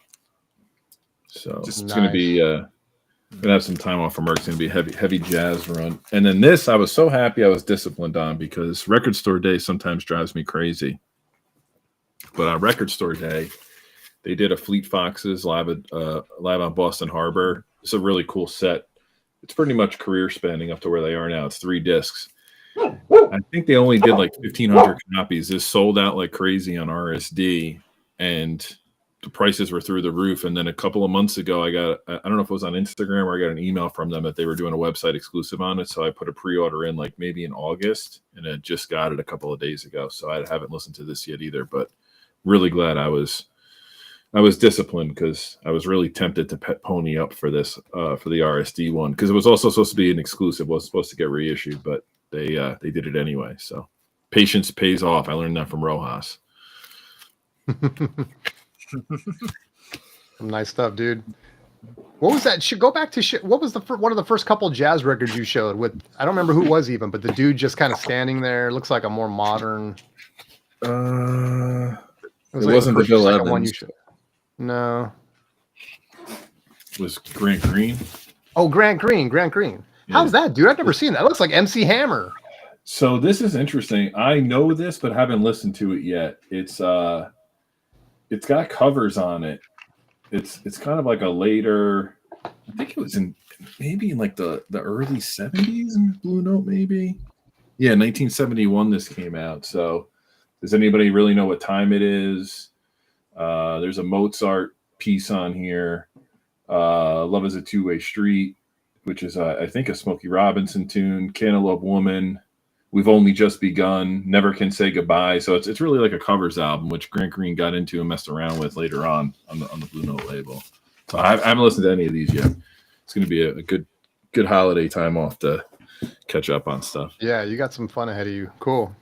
Except for ZZ Top. Hey, well, maybe after a second spin. Sorry, Brandon, go ahead. I said I'll trade you my Motley Crue for that ZZ Top. If it wasn't a picture disc.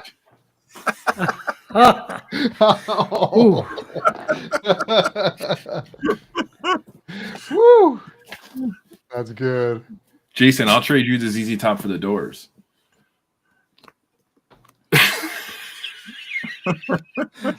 tried to do a gift exchange, man. This could have really worked itself I know. out. I You had know some, what I mean? I actually had a nice white elephant present picked out. It wasn't a gag. It was a really cool thing that I would give to somebody because I don't want it.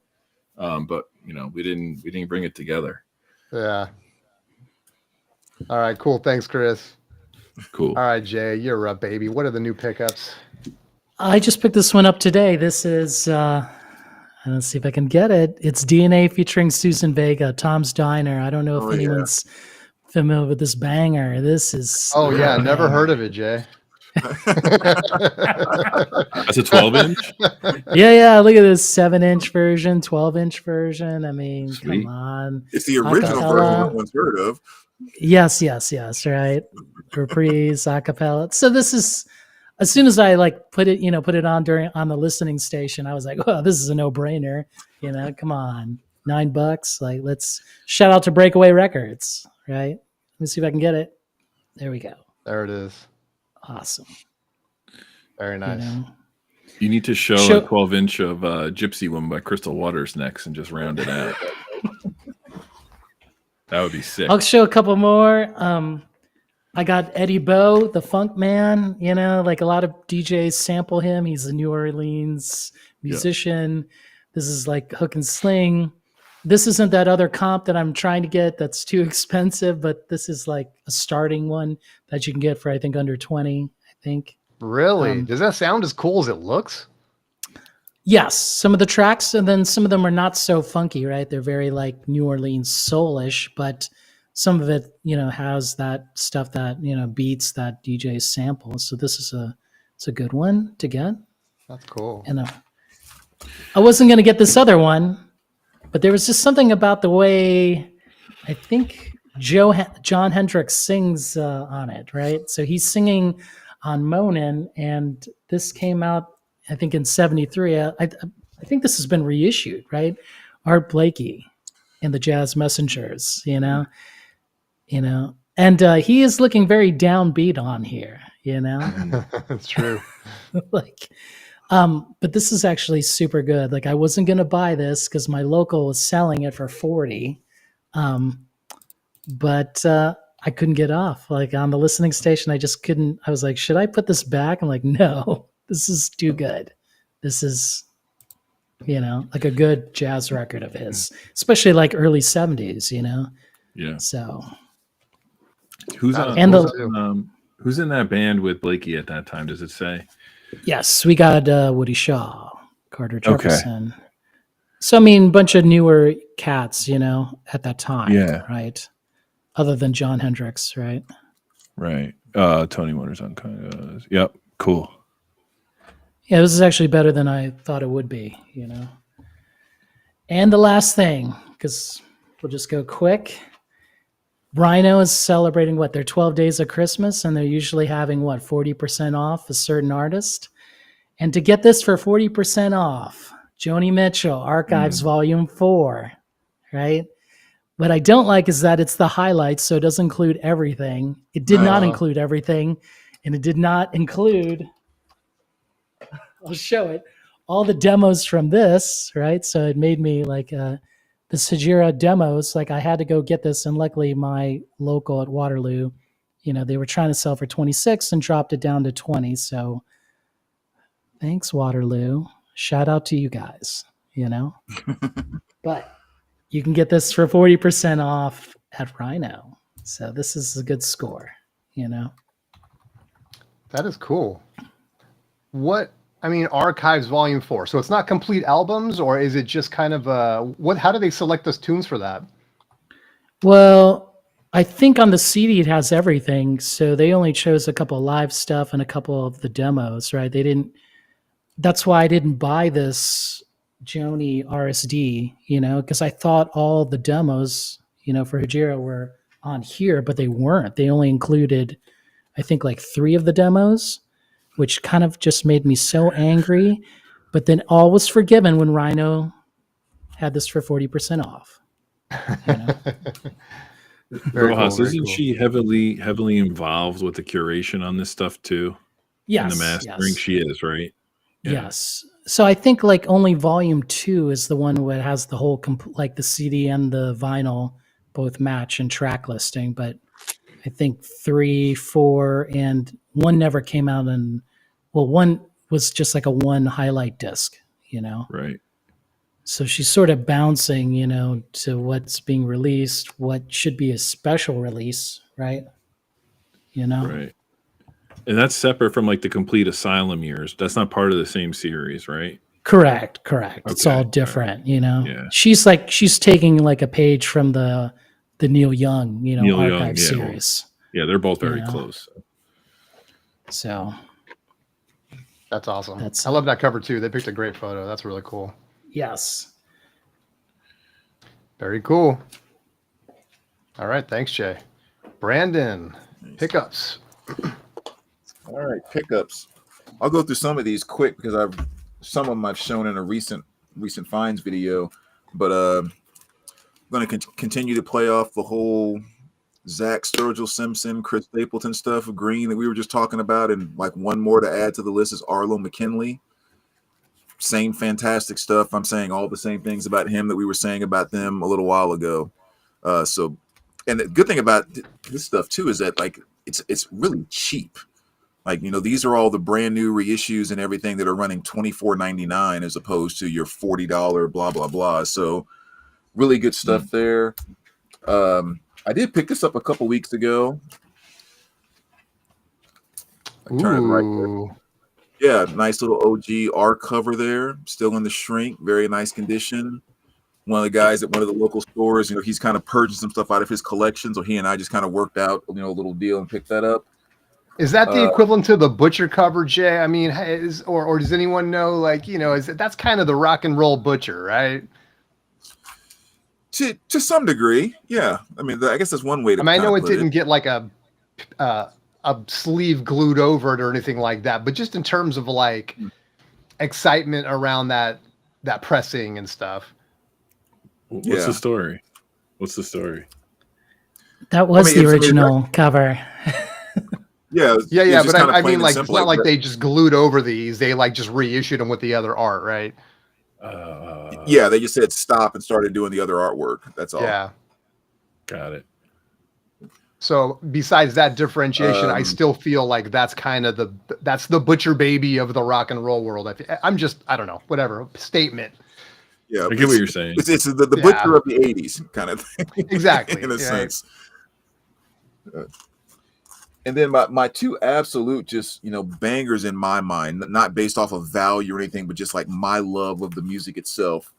I mean, Godsmack is my absolute favorite band, and they just came out with 4, finally got released. You know, I've been waiting for their stuff for years. I mean, like, you know, everything is Godsmack. Got the tattoo on my back, you know, the whole 9. So to finally have 4 on vinyl is just so freaking exciting. Now if they just give us the Oracle, we'll have all their studio albums on vinyl.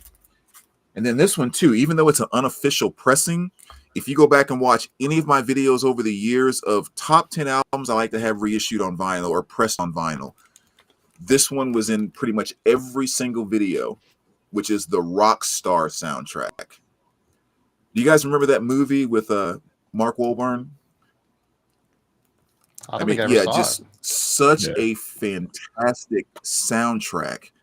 I mean, like I said, you have your typical stuff like, you know, your Kiss Lick It Up and Motley Crue Wild Side and all of that, but it's all of those songs that the fictional band Steel Dragon did in the movie that were so incredible. And it's an import, but it sounds fantastic, and I'm just, again, so happy to finally get that on vinyl. And then the last 2 I'll show here. RSD, I did grab one of the Better Than Ezra's, the deluxe. You know, waited so long for that to finally get reissued, so that's nice. Actually, I haven't listened to it yet. I haven't cracked it open yet. I have this strange thing about sealed albums, so I have to go into that in another video. But I haven't actually spun it yet. But do you like sealed albums, or do you hate them? There's a pleasure that I can get out of having a sealed album, right? And when people say stuff like, well, what's the point? Like vinyl's made to be listened to. So what's like sometimes I actually want the joy of both. Like I may have an album sealed for 6 months or a year, and I get great pleasure out of having a sealed, mint, awesome copy of this album that people are already playing triple, quadruple for. And then one day I'll just wake up and say, my joy now is I want to listen to it. And I'll just, without thinking about it, I'll crack the thing open and start spinning it. And I don't care if it's 6 months, 6 years. I trust my gut as a collector. And when I want to enjoy it in a certain way, I just go for it. So, Got it. you know, some people get weird You about just wake up and you're like, keeping your it's album time. sealed. Right. I mean, I just opened a Freddie Jackson album like literally 4 weeks ago. It was one of the first 100 albums I ever bought when I started collecting. So that thing been sitting sealed for 20 years. And I was just like, It's like I want to play this today. It's like wine and scotch for you. That's great. Right. Exactly. That's a good one. Hey, that's cool, actually. That's a lot of discipline. I could never do that. Yeah. That's cool. I said, man, you guys are kind of like all the same. Like you've been collecting long enough. You're connected with music long enough. You know when you want to do what with an album. It's like you just know. So that's what you roll with. Last two things I'll show, and I'm kind of showing this one because it cracks me up. 3 Doors Down, greatest hits that just came out. I could have cared less about 3 Doors Down for 20 plus years, you know, since back in the day when they were huge. And I went and saw Creed a couple times this year, and they opened for them both times. And I kind of just forgot which hits were theirs. And I cannot stop spinning this freaking thing now. I'm actually a little ashamed. But this is just a fantastic, simple single disc, 12 hits. And it is so freaking good. So good. That's awesome, dude. Except the song Kryptonite. I still hate that to win. But very last thing, I picked up a little CD box set, little Grand Funk Railroad. I won't go into those decks. You guys know all those albums, an idea about what's in there. So picking up CD box sets too. Kind of recent times. Very cool. Very cool. I saw your CD tag video. I'm so jealous you still have so many CDs left. I don't have many left at all. I know I don't have anything to play them on, so yeah, I definitely still I love enjoy CD. Hey, I loved CDs enough to sell all my vinyl in 1991 to replace them with CDs, but now it's like, all right, is that it, Brandon? That's cool stuff, man. Yeah, that's cool it, stuff. man. All right. Thanks. Cool. Well, I've already shown a couple. I'll just go quick on some of these. So these are actually recent pickups. So Mighty Mighty Boss Tones, boom. Ramp just came in the mail. Fantastic. If you can grab one, now is the time probably too, because they are getting scarce and pricey. I've been putting together my little SOS band collection. This is the kind of the one that I've been sort of waiting on and finally got one at a good price. This has got, you know, take your time, do it right on it. I mean, that's the one, dude. I mean, growing up, probably one of the first songs like that in that style that I heard back in 1980 or whenever this came out, man, and just freaking love it. The thing about SOS Band is, man, their hits are so freaking good, but not everything is great. And I shouldn't even say not everything's great. It's just that there's a lot of different styles on their record. So when you just want to like vibe out and bounce and all of a sudden a ballad comes on, it's kind of like, maybe they could have sequenced them a little bit better, but that's just my opinion. But I love SOS Band. That's like my 4th one now. I've been picking up some early like electronic, early hip hop and stuff like that. And Mantronics is one that they used to play back in the day. And this, I don't know, maybe a little bit lesser known, a couple of guys, hip hop group. And it's really kind of electronic hip hop and stuff like that from that era, like 85, I guess, right in that wheelhouse of like mid 80s. If you know what that is, then this is just more of it. So it's just really cool record. This is another one that I didn't know about until maybe a few years ago, and I've been wanting a copy of this, and it's Paul Hardcastle. And this is kind of some of those early like hip hop electronic hip hop music. What am I saying? No one raps over it. It's all instrumental. If I remember correctly, most of the tunes I think are. I might be wrong on that. I'm pretty sure they're mostly instrumental, but the big one on here is like the last song on side B. Oh, 19 was a huge hit actually. 19. Like Vietnam War and Yeah. stuff. And that has lyrics on top of it. And then Rainforest is the other big one. And so cool record. I never really knew what the cover was. I never looked at it too closely, but it's so cheesy, right? It's like these sound cards maybe or something from back in the day. You guys remember when you had to plug a sound card into your you know, your desktop computer or whatever? But anyway, Paul Hardcastle, man, really fun. And I was trying to take advantage of that sale that they had at Barnes and Noble. So I went in there. I must have spent an hour in there to no avail, but I had a gift card. So I'm like, I'm leaving here with something. And so I got to add a little Blood Sugar Sex Magic to the collection, man. This is the funkiest, badass record of all time. It's so good. When did this come out? 90, 91, whenever it was. And yeah, it's one of those records where I was already into Chili Peppers back in the day, and so got to be there when this came out, similar to like Violator and different things that were coming out at this time. And so just became my favorite, like nostalgic funkiness, man. This album is so freaking great. And it's great that this is on 2 LPs, so sounds really nice. They didn't try to jam it onto one. So Blood Sugar Sex Magic.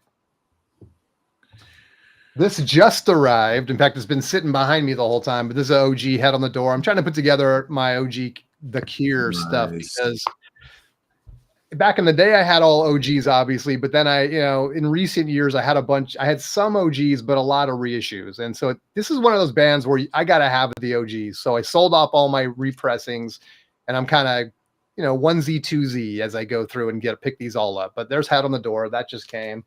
Fantastic album. Nice.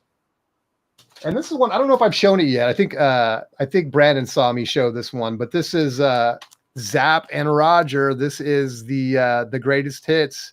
Man. Double LP. All right, Jay, I'll show you in a second. The double LP, Zapp and Roger, man. This is fantastic. This has some of that, again, going back to kind of that SOS band style of music with Zapp. Just fantastic. Absolutely fantastic. You can get these on Amazon. They're really affordable. So you don't have to go and buy all the Zapp records to get all the hits, right? They're all right there. So, and that's it. That's all I'll show. But yeah, those are some fun reissues. All right, Jay, show it again. Show it again. There we go. Shout out to Spins over here. Spins forgot to tell you the funniest thing on here. Lowell Tolhurst, other instrument. That means he played nothing on the record. Oh, well, were they in a feud at that point? How come Lowell didn't play? He was sort of wasted. He was on the I outs. suppose. Yeah. My gosh, great look record, at that obviously. Other instrument. Ouch. That's funny. Yeah, I mean, that's the record that even people that weren't Cure, it's kind of like Violator for Depeche Mode, right? People that didn't know anything about the Cure started to love the Cure with that record. Love Song and, Fascination Street and all that stuff. Isn't there a whole South Park episode about this album? Am I wrong about that? This one?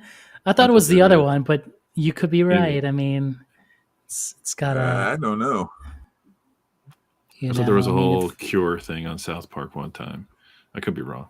Come on, show some respect. Don't bring that up. See, Willow doesn't like it. Spins, I think I told you this, but if you guys like documentaries, you should see Funky Monks. I don't know if you guys have ever seen Funky Monks. It's the making of Blood Sugar Sex Magic. It's out of print, but you can get it on YouTube. It's really, really awesome.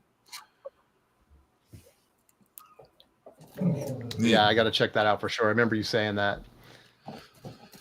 All right.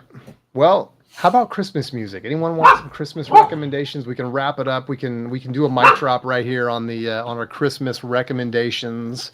I got to pull mine. Fortunately, they're right here. All right, Jay. My only Christmas recommendation, the Elvis Christmas album, right? You're getting this.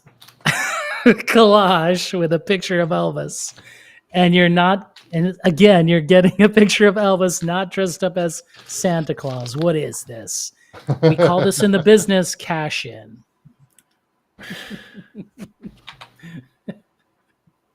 Oh man. Is that an OG?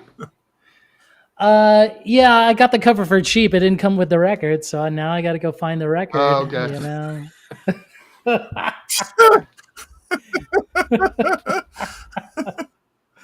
But it's Merry Christmas from Big E, you know.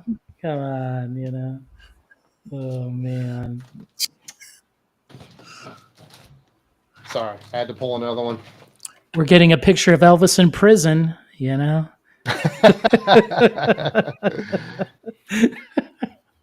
I do have that. I don't know if I have it with I don't know if mine's in a gatefold with the pictures or what. Mine's a reissue. Again, no picture of Elvis in Santa uniform, you know. Just He was too just- cool for that. I know, just the Big E looking good, you know. Oh, look at Jeez. that. Look at I that. know. It's a ballsy one. His pompadour is so big they had to cut part of it out of that picture. But again, no picture of Elvis in a Santa Claus outfit. So there you go. My pick, Elvis Christmas album. Rojas There you is go, giving me folks. enthusiastic guest parent reader vibes with this presentation, like at his kid's class. Like, I know. Yeah. I was thinking the same thing. I was like, should I be sitting Indian style Is that right your now? What's going sarcastic? on? come to the happy rug. Mr. Rojas is going to read us a story. A cat in the hat. Elvis with no Santa hat. Yeah, you got to stroke the furry wall, Jay. You got to stroke the furry wall, man. That'll cheer you up. All right, is that it, Jay? You only recommend Yes. the Elvis? Yeah, no Okay, more. All right. Just this one. All right, go ahead, Chris. What do you got? I don't have any Christmas music, but if you want to put Cole in, by the way, this just get him. I was the gonna say, ZZ Top this box is- set from Rhino. Okay. If you want to punish, if somebody's been bad this year, I will give this to you to give to them, no charge. That's your lump of coal for the year. Man. Oh man. All right. That's it. Mic drop. All right. All right, Brandon. What do you got? Oh. You're kind of frozen, Brandon. Am I up? Yeah, you're up. You're up. Okay. Yeah, I've been noticing. I think I'm on kind of a delay, so I'm sorry if I'm all off for whatever reason. I'm having a bad connection. But I kind of have just three quick ones. You know, the basic Charlie Brown. Everyone knows this one. So I won't even go into a lot of details about that. You know, little Band-Aid. Do they know it's Christmas time? That's always a fun one to spin. I mean, you know, the We Are the World for the whole Christmas thing. And then the last one I would show, the Waitresses, you know, Christmas wrapping. I'm amazed at how many people love that song, like worship it. And for years and years and years, I had no clue. But a lot of people, it's just like their most favorite Christmas song all time. So that's why I guess that's one to throw out there for anyone who hasn't heard it. But that's all I got for Christmas. I don't know if I have. I might have to check that out just to see if I have heard it before. I don't recognize the tune. I think you definitely have heard it. I'm sure I've heard it. I just It's almost kind of hard to avoid it. Yeah. Well, that's how Christmas music is, right? All you have to do is walk into a Target or something, and your memory will be refreshed. All right. Right. Cool. All right, here's mine. I'll blow through. There's three that I picked. We got a little Frank Sinatra here. Jolly Christmas from Frank Sinatra, which, by the way, Nice. you can't spell Sinatra without Santa. Okay, I expected at least a drum roll or a whatever, bump on that one. But all right, Jolly Christmas right there. Thank you, Frank Sinatra. Drum roll or no? What the hell is it called, Jay? Next one up, we got Jackie Gleason. Jackie Gleason, yes, from Honeymooners fame. but he put out some nice covers, and Santa Claus never looked so good than he did right there. All I Want Merry for Christmas, Jackie Gleason, the sentimental swinging tunes of Jackie Gleason right there. 2 LPs. This is kind of a compilation from a couple different Christmas records that he did. So, but that one's, hey, just get it for the cover if you don't like the music. All I want for Christmas is my robe back. Yeah, can I get that robe back, please? Like right now. And then I love this record, man. This is the Beach Boys, and this has some originals on it. And the Man with All the Toys, Merry Christmas Baby, they're really good in my opinion. If you're a Beach Boys person, then you know about this record, and that's really cool. So fun way to spend Christmas morning. Spin a little Beach Boys. And that's it. That's all I got. Nice. Well, we managed to tighten it up on hour 2. So this is an abbreviated edition of the freestyle. Well, I want to appreciate everybody. I know it's a busy time of year. Not everyone could show up, but Jay, thank you so much. And Chris, Brandon, thanks for filling in. Appreciate you as always, my friend. And appreciate everybody in chat for hanging out with us today. Thanks so much for watching or listening. And have a great holiday, however you spend it. Whatever you do until the new year, and then we will catch you again in 2025 and do it all over again. Thanks, everybody. We'll see you guys next time.